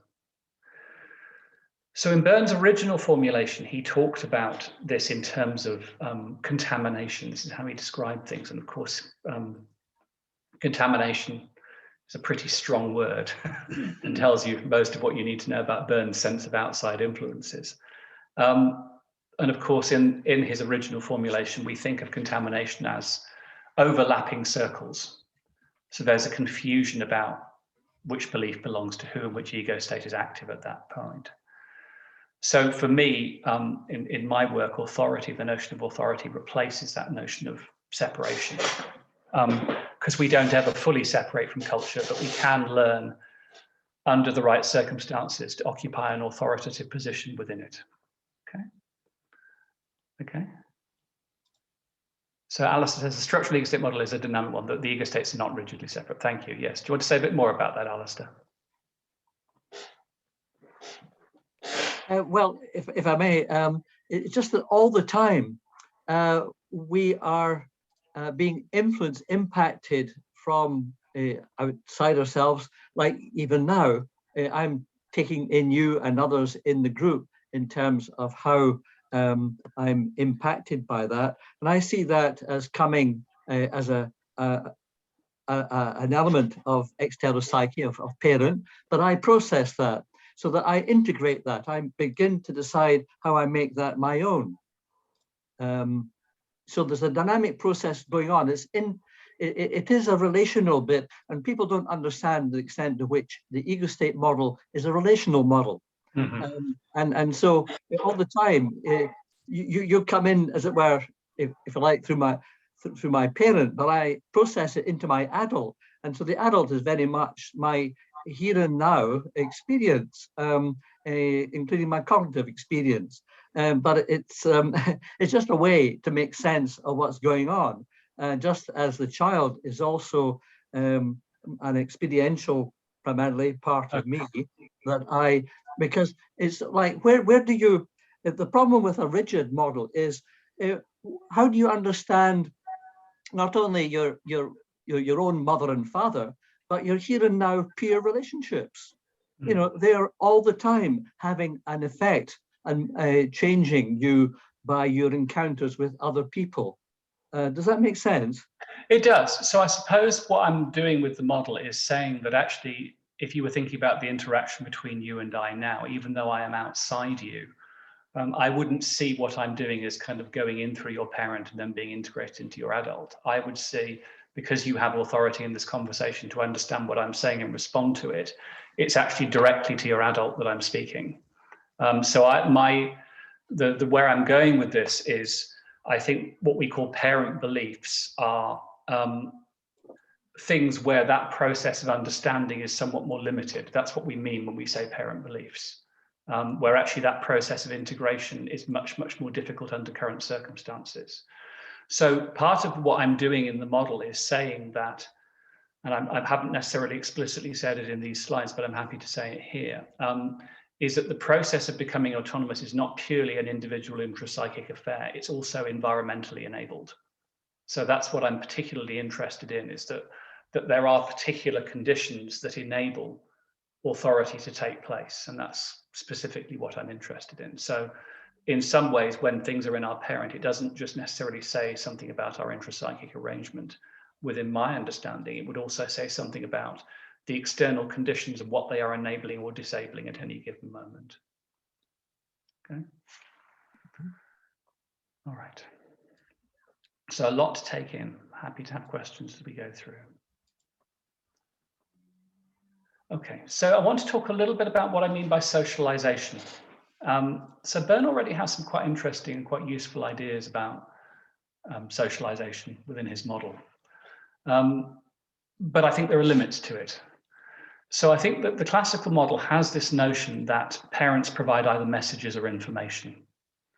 And the usefulness of those things is determined in what you might call a Rousseauist way, where the child sort of has already an innate knowing, and the information either facilitates the emergence and development of that innate knowing or prohibits it in some ways.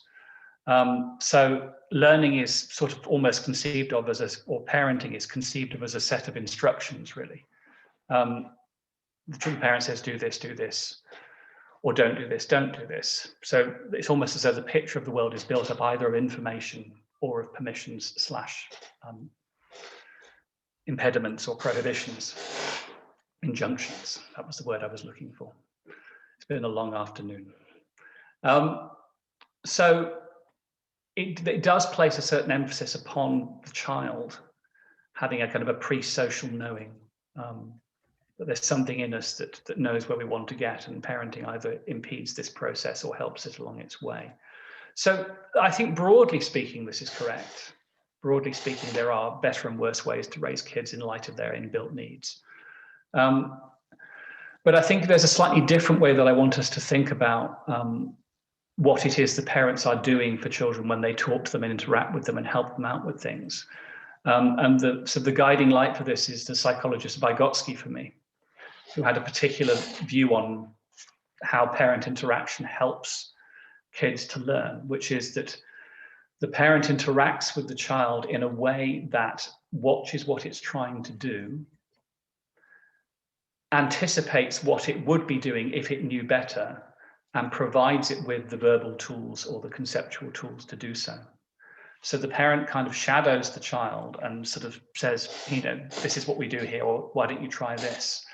And what it does is not necessarily giving the child instructions, it's providing it with tools.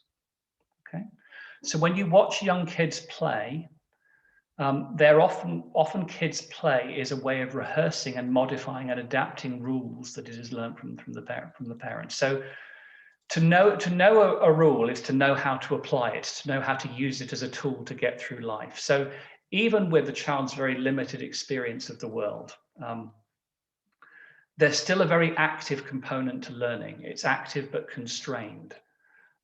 So what parenting does in socialization is it puts experiences, beliefs, knowledge at the child's disposal for it to use as a way of expanding its sense of self and its capacity to interact with the world. So the child then plays with these beliefs, works out how they work, works out how to apply them, modifies them, makes fun of them, changes them. So the point about this is it takes quite a different view of culture than Byrne does, because what it then is saying is this process of socialization, of making use of other people's worldviews, making use of other people's experiences, making use of a common language and common beliefs, is actually a way of extending and enhancing our sense of self in a way. Okay, so that is there in some cases. In Byrne's later work, there are passages in What Do You Say After You Say Hello, where he talks about this, but it's a fairly Byrne kind of says everything within that book, and if you've read something on one page, you can guarantee you'll say the opposite about 40 pages later. So it isn't a fully worked out system, but some of those ideas are already implicit in it. So this is my suggestion about how people enter into cultures. We are sort of inducted in them by people saying, these are the answers we've worked out to what we think you're trying to do at the moment. So there is a kind of a trade-off here.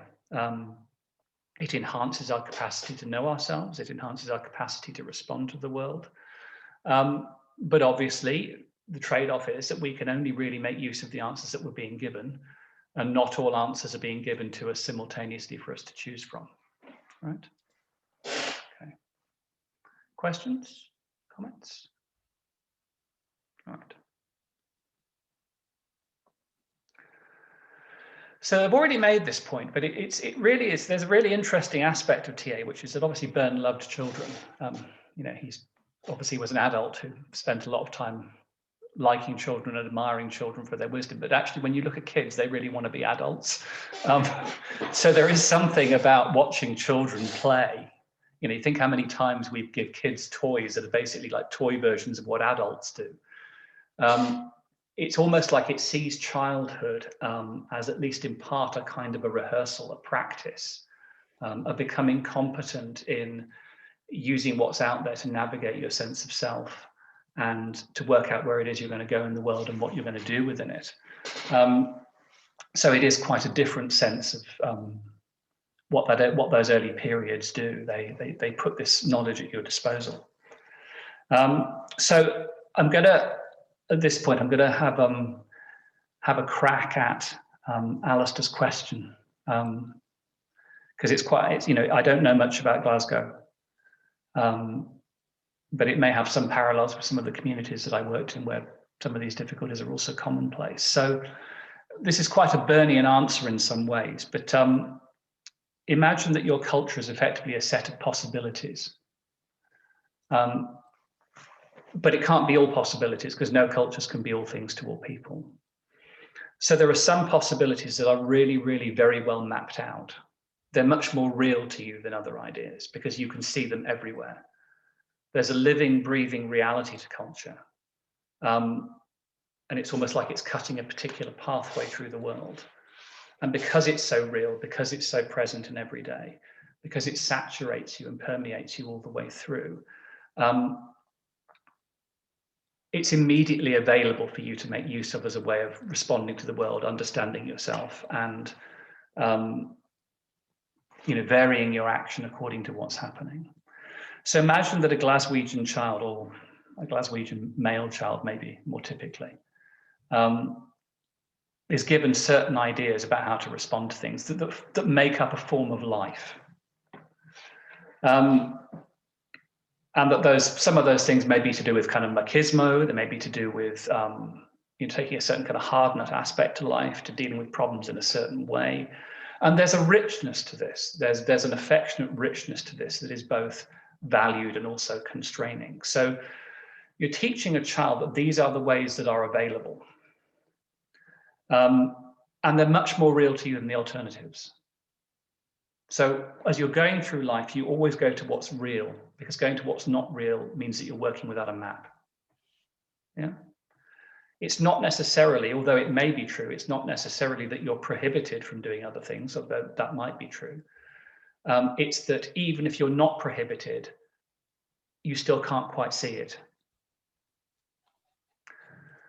So it would be a bit like saying, well, in order for me to change my pathway through life, I need to learn to speak almost a totally different language. So it isn't that people in Glasgow are programmed from an early age to end up as, you know, dead of an overdose at 54. It's that they're given a set of possibilities that make that a more likely outcome under certain circumstances, and guide them away from alternative forms of action. And that this is the peril of certain kinds of culture. So then we get back to that question about, okay, so how does that happen? Well, I suppose it then comes down to the question of, has the culture of, you know, working class Glaswegian males had the opportunity for various different reasons to develop all the options for living as fully worked out living, breathing realities that those people would ideally choose under all circumstances? And I suspect the answer to that question is probably no. But that is what is made available. And that was certainly my experience of working in Birmingham and Wolverhampton and Nottingham, in some of the areas that I worked in, was there just was kind of very little sense actually of what a life would look like outside of this. And therefore they were working from almost a much more constrained collective experiential set of how life could be, which meant that certain options were just not available to them as a kind of map. Right? But I'd be interested to hear your sense, Alistair. What do you think? Well, there's a piece of good TA research actually, which suggests that a drug addiction has a very important emotional component, and that what drives a lot of addiction is the anesthetization of painful emotions. Yes. And I think that what is lacking in our culture for a lot of people is the kind of affirmative, nurturing parent that would help someone who has suffered trauma. I mean, a lot of them have suffered what we call ACE, adverse childhood experiences, that there's somehow a lack of that kind of compassionate support, affirmation that your life counts, that people go down essentially a self-destructive path. Yeah. So I think it is part of that culture. It's not only Glasgow, by the way, it's Dundee, it's other parts of Scotland. Yeah. But that there is that lack of holding in terms of how such people can feel that they have any value whatsoever. Yeah.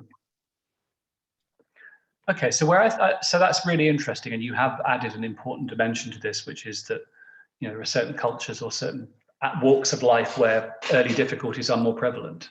That simply is true. It certainly was true for my client base too. So where I think my work steps into that and perhaps complements what you've just said is the notion that if you imagine that there is this early hurt or trauma, and yet nonetheless there are better and worse ways of solving those problems which can be made available, it's that in some ways some of the things you're talking about don't seem to be immediately present as solutions within the culture as it's available, and therefore the particular pathway into drinking as a use of that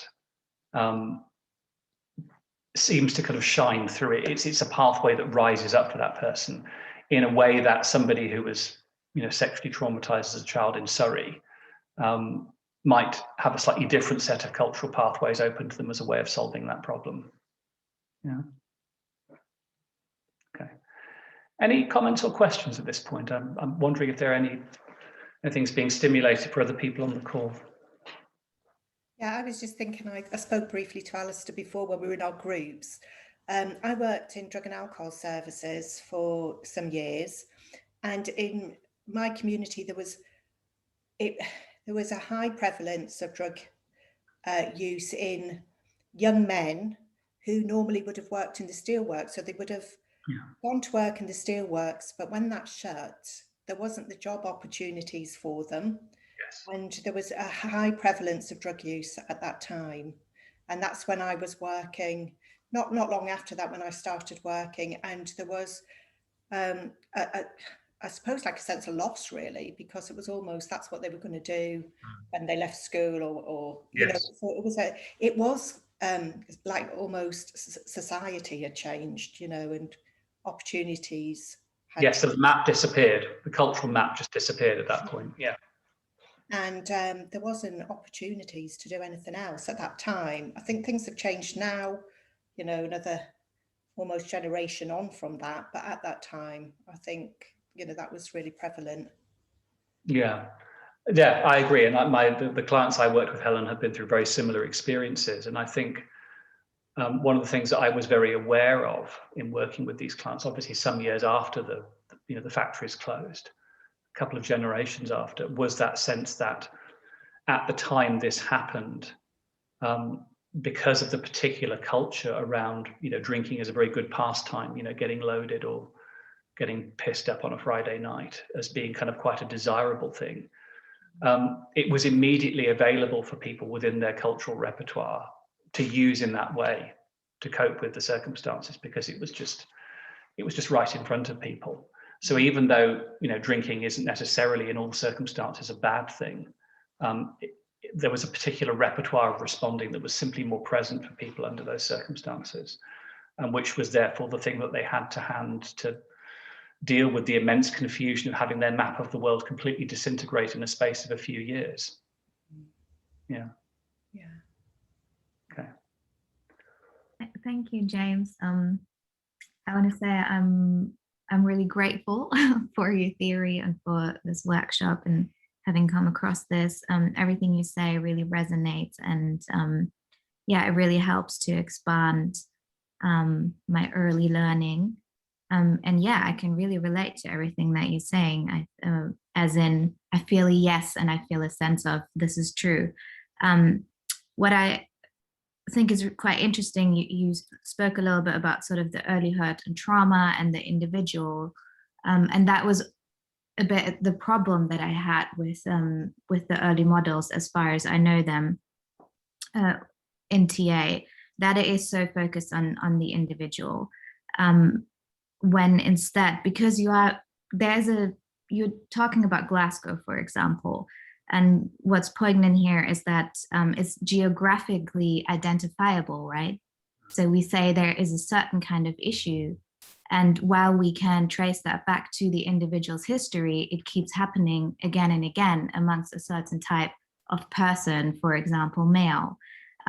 So obviously there is that macro level and the systemic thing that's going on. And so I also really love the language that you used in reference to healthy culture. So having that sort of as an aspiration, what we're looking for is the healthy culture. And then what I'm sort of thinking about as a practitioner, and I like this idea of being culturally capable. I forgot exactly the phrase that you used. Culturally competent, yes. Competent, yeah. To be culturally competent, and as a practitioner, how, what would that mean? And I guess for me personally, and I'd love your input in that, and from the group as well, it would probably mean to aspire to adult, as you were describing it, in terms of having authority, aka awareness of my own culture, but then also acknowledging how culture and systems affect the person that I'm working with. And maybe even acknowledge and have authority over the things that are not accessible to me, that I am not, that all I can do is maybe have empathy on a human level, but I might not be able to grasp it on a cultural level. And I guess that might be more and more common in, to use the word diverse, in diverse societies as we are one now, that you have more and more people sitting in front of you that just come from with a very different cultural context than yourself. I mean, so there was a lot in what you just said, Jess, but I'm going to respond to what seemed the kind of the key question in the middle of it. So I have good news and bad news here. The good news is I think cultural competence is possible. The bad news is it takes a really, really long time to acquire. I think one of the conclusions that I reached towards the end of the book was that effectively, in order to work in a way that was culturally sensitive, you had to be culturally informed, and being culturally informed actually takes a really long time. It's a really, really long immersive experience. I'm not sure that, I'm not saying that it can never be done, but I wouldn't want people to think that there was a particular set of ideas or schemas that they could simply leave a session with and therefore be competent to work with any person from any culture that came through the door, because that's just not what culture is. It's not a common set of mechanisms where you can learn the rules and do it in every context. You actually have to know what it is that's kind of commonplace and typical within those cultures and how they organize themselves. But there are one or two common things, and I do go into these later in the slides, but I will talk about them now because you've raised them. So the idea that I've talked about with Alistair just then, this idea that certain pathways become available and seem more real than anything else, and therefore the map is drawn. I think when you're working with a client, one thing that you can do, certainly in the early phases, and again, this very much depends on your working style because it fits more readily with a collaborative adult-to-adult stance and therefore may not fit as easily with a relational stance, for example. You can have a conversation with this person where you effectively say to them, how do people where you come from talk about culture? How do you talk about unusual ideas where you come from? What do you do with this? Because what you would then know is that there is a space within that culture somewhere where ideas get discussed. And that isn't true to the same degree in every single culture. There are certain cultures where ideas are kind of handed down and there is a prohibition on public sphere activity, there is control of the media, there is severe censorship, there is lack of access to books or education, and there are strong social penalties for thinking or speaking in certain ways.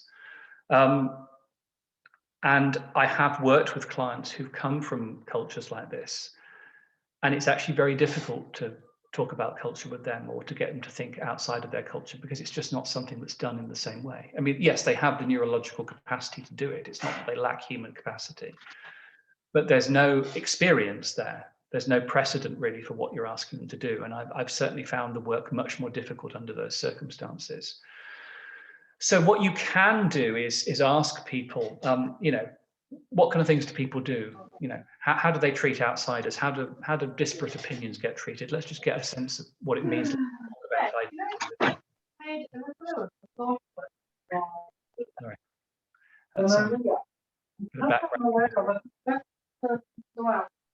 Hello?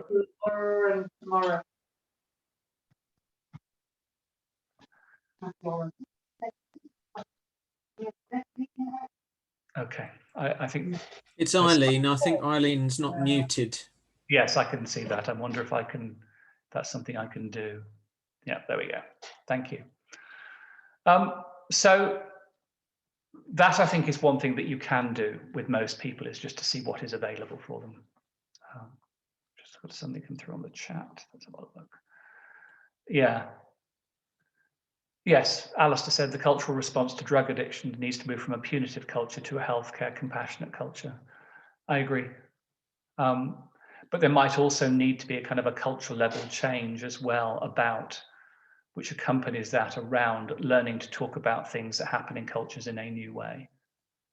So if there are certain things that can't be supported or talked about in a culture, if there's no language for them, if there's no common experiences, those conversations will become more difficult. And the more those conversations can take place, the more they feed into an overall sense of a cultural resource that then becomes more available for people to make use of. Yeah. Okay.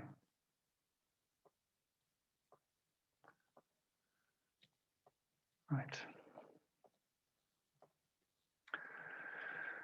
So I talked earlier when I introduced the model about a notion of an emergent sense of identity, which is linked to the notion of authority for me.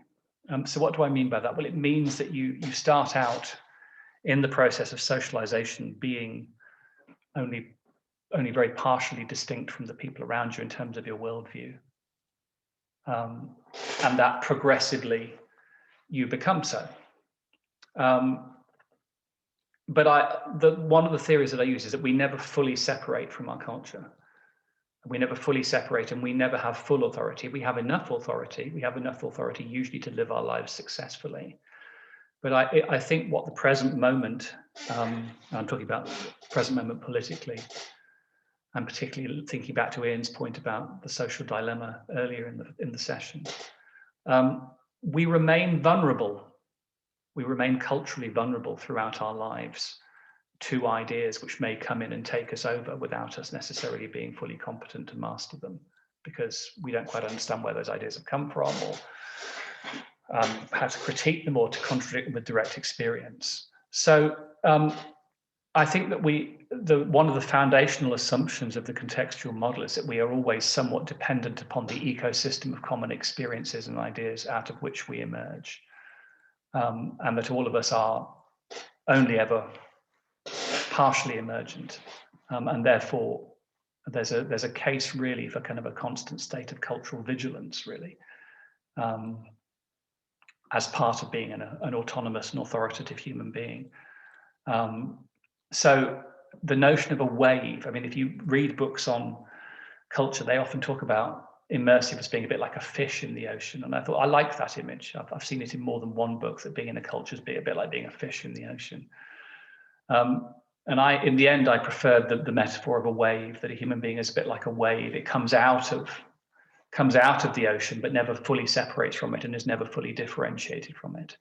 So if you think about your encultured minds as having authoritative aspects to it, but nonetheless never fully being able to fully separate from the shared network of experiences and cultures and beliefs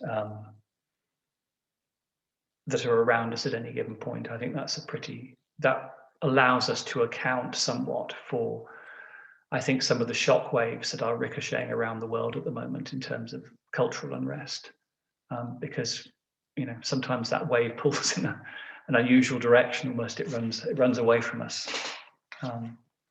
So that's how I understand the notion of emergence.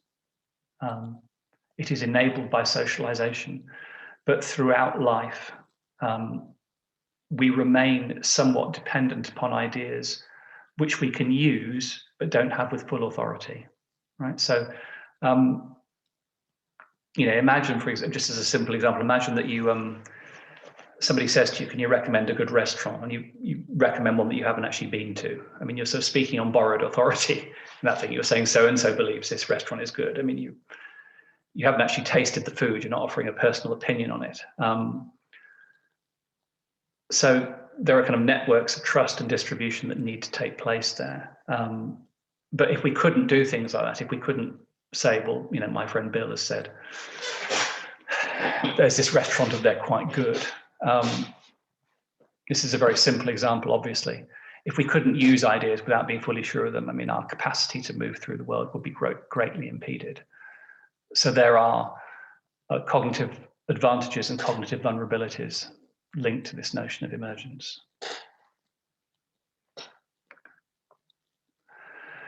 So in the book, here's how I diagram the process of socialization. So the notion is that I haven't done the very earliest ego state structure here, though it is implied. It's just not part of socialization. So there is a sense that the parent makes available, that's the parent's P2 around the A1 and C1 on the left-hand side. It's a bit like our own adult and child are encircled or surrounded by the parent. That's the parent doing the work of socializing the child into the culture, making these tools, these linguistic conceptual tools available for it for use. And that over time, the need for that kind of encasement of the parent, the need of the parent to tell you what to think and how to do things, and here's a good idea, why don't you try this? Over time, that process is less needed and less desired by the child. And therefore, out of that process, there is an emergent A2 or adult, what we think of as part of the mature psychological structure, which grows out of that early experience of parental immersion, that kind of socializing parent. So within the book, that's how I diagram it. I struggle a bit with the circle thing. I'm not very spatially oriented, but that was my best guess of what it might look like as an actual diagram. And I know some people like diagrams, so I put one in, and there you go. Okay. It feels like a response to the TA cultural norm that if you want to explain something, you have to provide a diagram. Yes, yes, it was. Yes, I suppose it was a bit like that. Though actually, I suppose using my modeling, I thought about it more in terms of, well, if I don't do this, nobody will understand. Nobody will understand what the hell I'm talking about. So I kind of I saw it as a tool to get a job done. Really, I did have authority over that decision. I did think, well, actually, I could in the book make a case that I wasn't going to use diagrams because I found them quite limited, because spatial metaphors are quite limited. But you know, I felt I would have lost half of what was an already small audience. So I decided that I would offer them a pathway into the book in that way. So I want now really to kind of go back to that question that I suppose in a way Alistair and I were talking about earlier about, you know, it's really, really hard to completely escape our culture in terms of our mindset, because we're somewhat dependent on it. It's ubiquitous, we're saturated, and this Heideggerian notion of thrownness, we're thrown into the world at a certain point. And so completely trying to escape our native language or our native culture is really, really hard.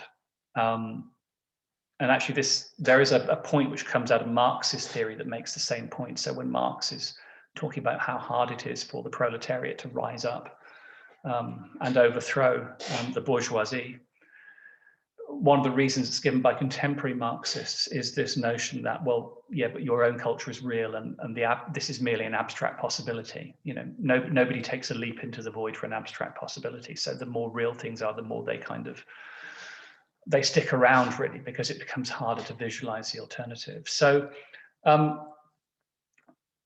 it's what I do in the book and what I talk about in the book is that notion of thinking about the starting points within a person's culture, thinking about where are the green shoots, you know, what's kind of coming through, what resources does a culture already have for moving beyond itself or reforming itself, which goes back a little way to the comment I made earlier to Jasmine about, you know, what's available, what does your culture do to reform itself? What does your society do to reform itself? What does it do to solve problems? Because then you can think about, okay, well, how can we move this overall mass with this client in a way that seems somewhat adjacent to where they are, and yet nonetheless isn't a complete departure from it.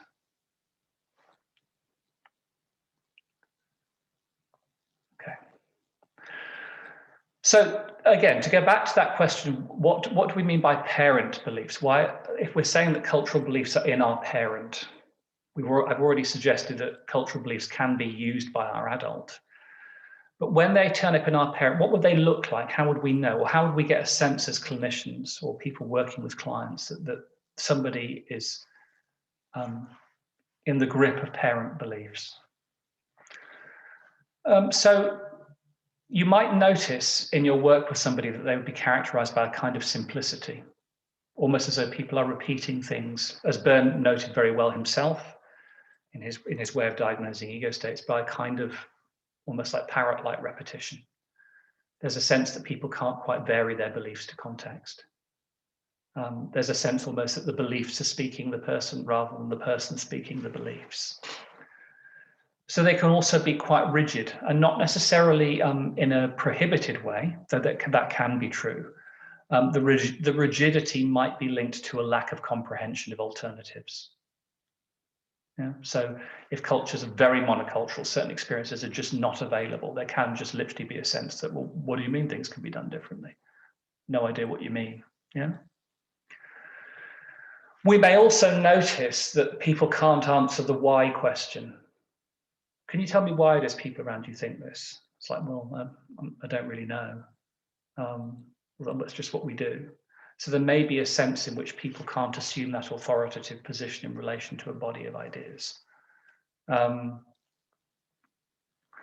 that for me is when I'm working with a client and I'm interested in what they're thinking or how they see things.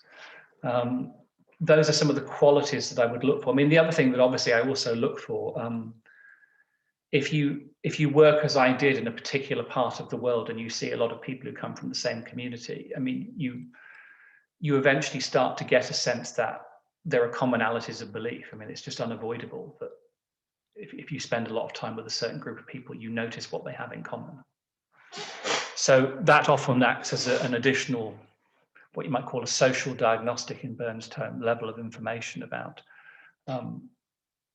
whether these beliefs are very commonplace and very shared, but then also using these criteria as to whether they enable authority over those beliefs.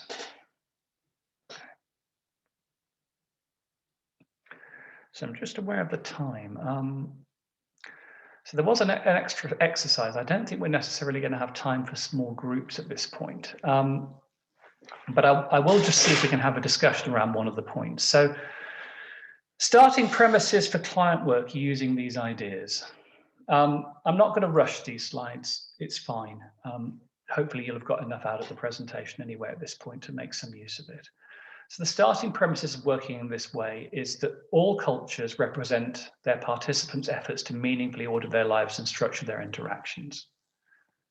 So all cultures come about, at least in part, not entirely, but at least in part, due to good intentions. They're put there for a reason. Okay. Yet nonetheless, cultures are complex. They quite often spin out of the control of the people who move within them. They can break free of the original positive intention that they might have had. And it's also true that not everybody equally benefits or equally is in line with cultural beliefs. There will be subcultures within a culture, minority populations within a culture, for whom the beliefs are less positive. So there will always be a typicality to these belief structures. They'll tend to follow the majority. Third point, we cannot account for certain kinds of psychological distress without talking about the negative effects of culture. Okay. So I've already said this, cultures make certain ideas available and not other ideas available. They support certain ways of living and less so for other ways of living. We can also talk about the fact that cultures are highly prohibitive in some ways. That's a separate point to the one I'm making today, but that's also true. So part of the reason that I wanted to flag up at the beginning that this really wasn't necessarily a talk about diversity is because one of the slight downsides of conversation about diversity, not true of every conversation, but true of quite a lot of them, is that they tend to work on the assumption that all cultures are good in their own ways. And that isn't my starting point assumption. My assumptions is that cultures can sort of go wrong or go bad in some ways. And that needs to be accounted for in working with clients. So, but nonetheless, given that all cultures represent their participants' efforts to meaningfully order their lives, a respectful stance should be offered where possible. But if you preemptively respect a culture before you know anything about it, you may close down necessary options for responding to your client. So in the book, I talk about the distinction between being culturally charitable, which is an initial extension of the idea that cultures are good, versus culturally respectful, which implies a natural knowledge of the culture. So I think we should be culturally charitable, but we should hold back on being culturally respectful until we know more about the culture, because that to me is in the best interests of our clients. Okay, so cultural and societal level difficulties. Sorry, James, yeah. Could you just briefly just highlight that difference again? What's the difference between being culturally charitable and culturally respectful? That would be helpful. Okay, so culturally charitable is like that you say, whenever you encounter a culture for the first time, I will presume that you're here for a reason. I will presume a certain minimum level of respect for you without knowing anything about you. I will assume there is a reason why you're around and there's a reason things are done this way. Yet nonetheless, I will reserve the right in a charitable stance to find certain things problematic about you or I know about you, but I won't assume that until I know those things. Right? So cultural charitability is a kind of humility in the face of the unknown. She's going to see Dr. Proctor 29. Right. And then I think probably. There we go. Yeah, so charitability is, for me, a preemptive but provisional respect, whereas a respect for a culture comes out of a deep knowing and affiliation with it. Does that make sense to you now? Good, thank you. Okay. So yes, cultures are always thicker, meaning they have more stories, more narratives, more beliefs, more experiences in some ways than others. And this will sit better with some individuals than others, because cultures can't possibly support all beliefs and forms of life equally. So what I've talked about today, I name in the book, I call it absence. So some cultures will have almost a gap in them. And that gap will be defined in one of two ways. Something you would either expect a person to believe, given what else they believe. Like, it's really interesting that you don't think that, given that you think this. Yeah. Or there is an absence of a belief or a set of experiences that they might need to know to solve their problems.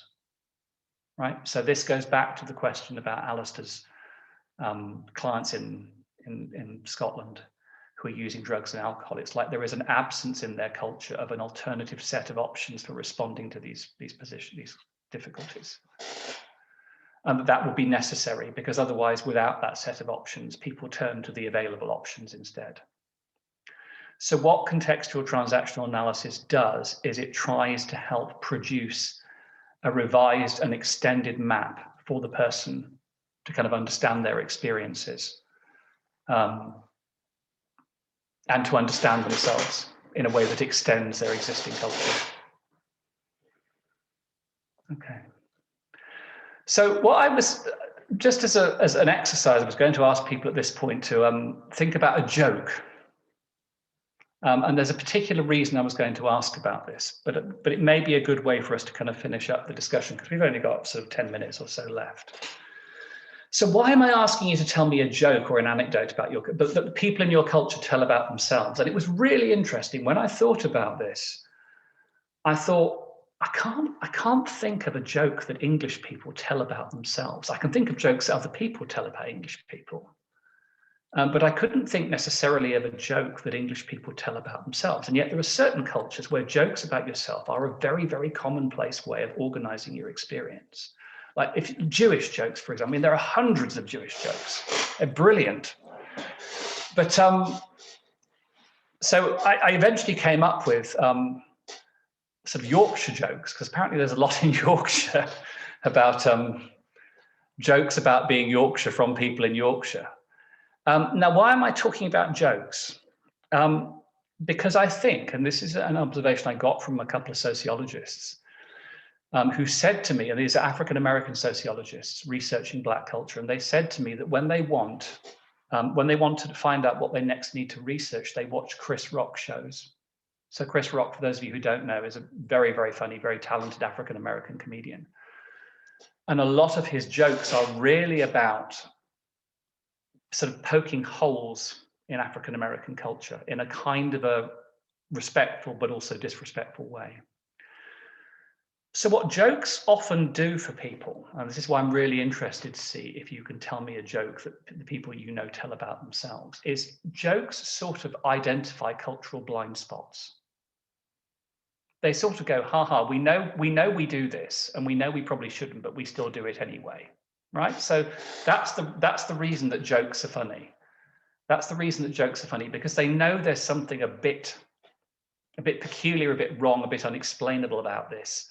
But we know that we all still do it. It's a laughing at our limitations and frailties and fallibilities culturally. So I'd be really interested to hear, I know it's a bit on the spot and a bit at short notice, but can anybody think of a joke that is told within their culture about people within their culture, which demonstrates this level of knowledge? I'm going to come out of the slide here. I've got one potentially. I haven't really thought it through properly, but within a Turkish, there's always something around food. So you get criticised for putting on weight.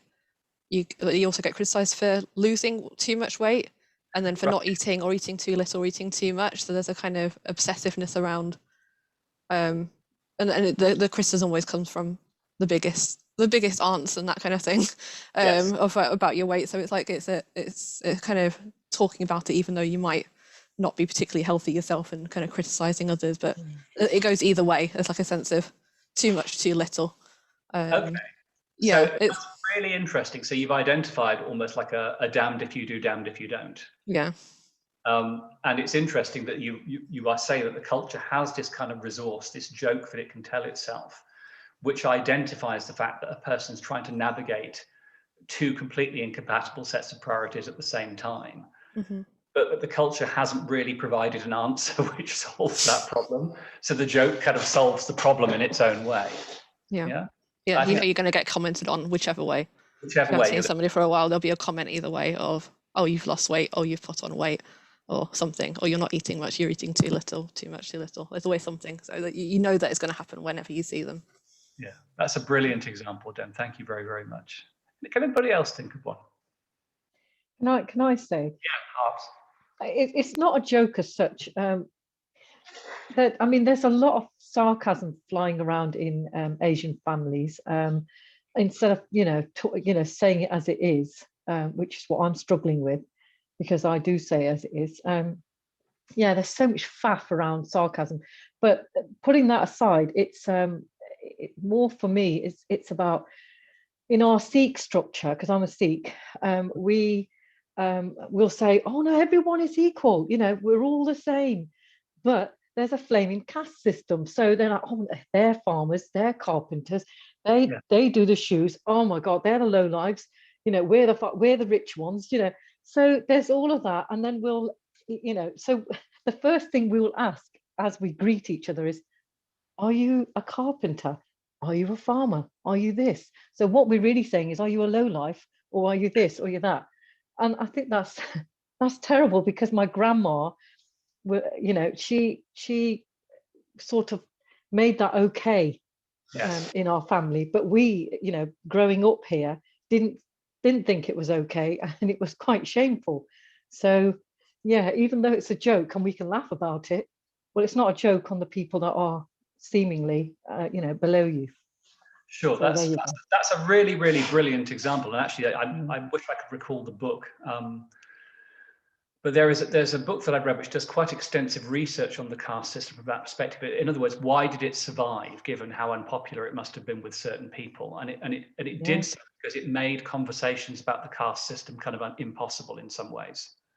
Yeah. So it kept place because you couldn't really do what I call the use of authority. You couldn't really talk about it. You had to talk around it. But I need to make an important point. I'm a farmer, so I'm okay. There you go. Yes. Well, I'm not a low life. But yeah, you're okay from wherever you are, Harps. But yes, I understand. Yeah, thank you. Thank you very much. Alison. Okay. In Glasgow, we have the sectarian divide. You either support Rangers or Celtic, you're either Protestant or Catholic. And a Muslim guy comes along and says, no, but I'm a Muslim. I say, but are you a Catholic Muslim or a Protestant Muslim? Yes, I'm aware of that joke. That's a really, really brilliant one, because as you say, it really highlights the fact that we sort of know this is slightly crazy. We sort of know it's slightly crazy that Wiz has done this, but we haven't kind of got past this idea yet. Yeah, anymore. This is brilliant.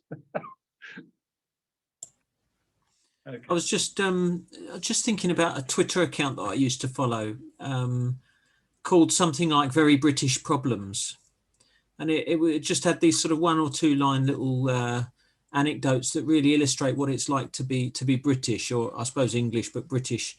And one that I remember was just a 2-liner with sort of one line of the dialogue says, "Where do you see yourself in 5 years' time?" And the other side of the dialogue says, "Oh, you know, drinking tea and moaning about the weather." Yeah, absolutely. The British kind of sense of just kind of avoiding things, yes, and moaning about them. And it's so true. We just fall into these patterns and we can't help but do it. Yes, fantastic. So you what was it called? Very British Problems. Very British Problems, yeah. Okay, I'm going to look that one up for the next time I deliver this. So I'll have a thank you for that, Ed. I'll have a source of jokes for next time. I think we've probably got time for one more just before we wrap up, if anybody else has one.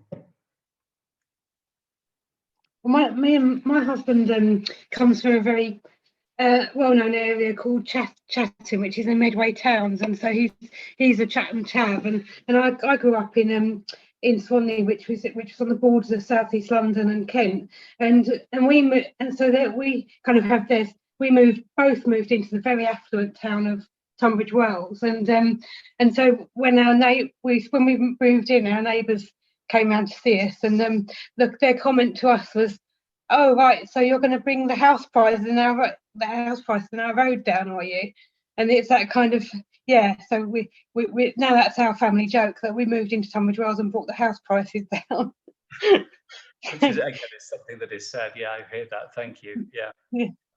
A very typically hurtful thing. Thank you, Anne. I'm just aware of the time, and we need to start bringing the session to a close. I know there's much more to say, and there were a few more slides to get through. But the learning for this particular segment is, if you want to know where someone's cultural blind spots are, follow the jokes. Yeah, follow the jokes. They'll tell you where the blind spots are, where we know something needs to be said but can't be said, which is what the book is really about. So I hope today has been reasonably diverting for you and that you found it useful. Thank you to all of you for your contributions. It was, as per usual, these groups are always so great at conference. I'm amazed at the wealth of experience and knowledge that always comes through, irrespective of what point in the TA chain you are. So people always have something really, really interesting and useful to say. So thank you to all of you for joining in and making the session what it is. I hope it's been a good conference for you. And perhaps at some point I will meet all of you further down the road. Thank you very much, everybody. Thank you very much, James. Thanks, James. Thanks, James. Thanks, James. That was brilliant. Thank you, Thank you. James. This has been brilliant. Thank you. Thank you very much. Thank you, James. Thank you. Thank you, James. Thank you, everyone.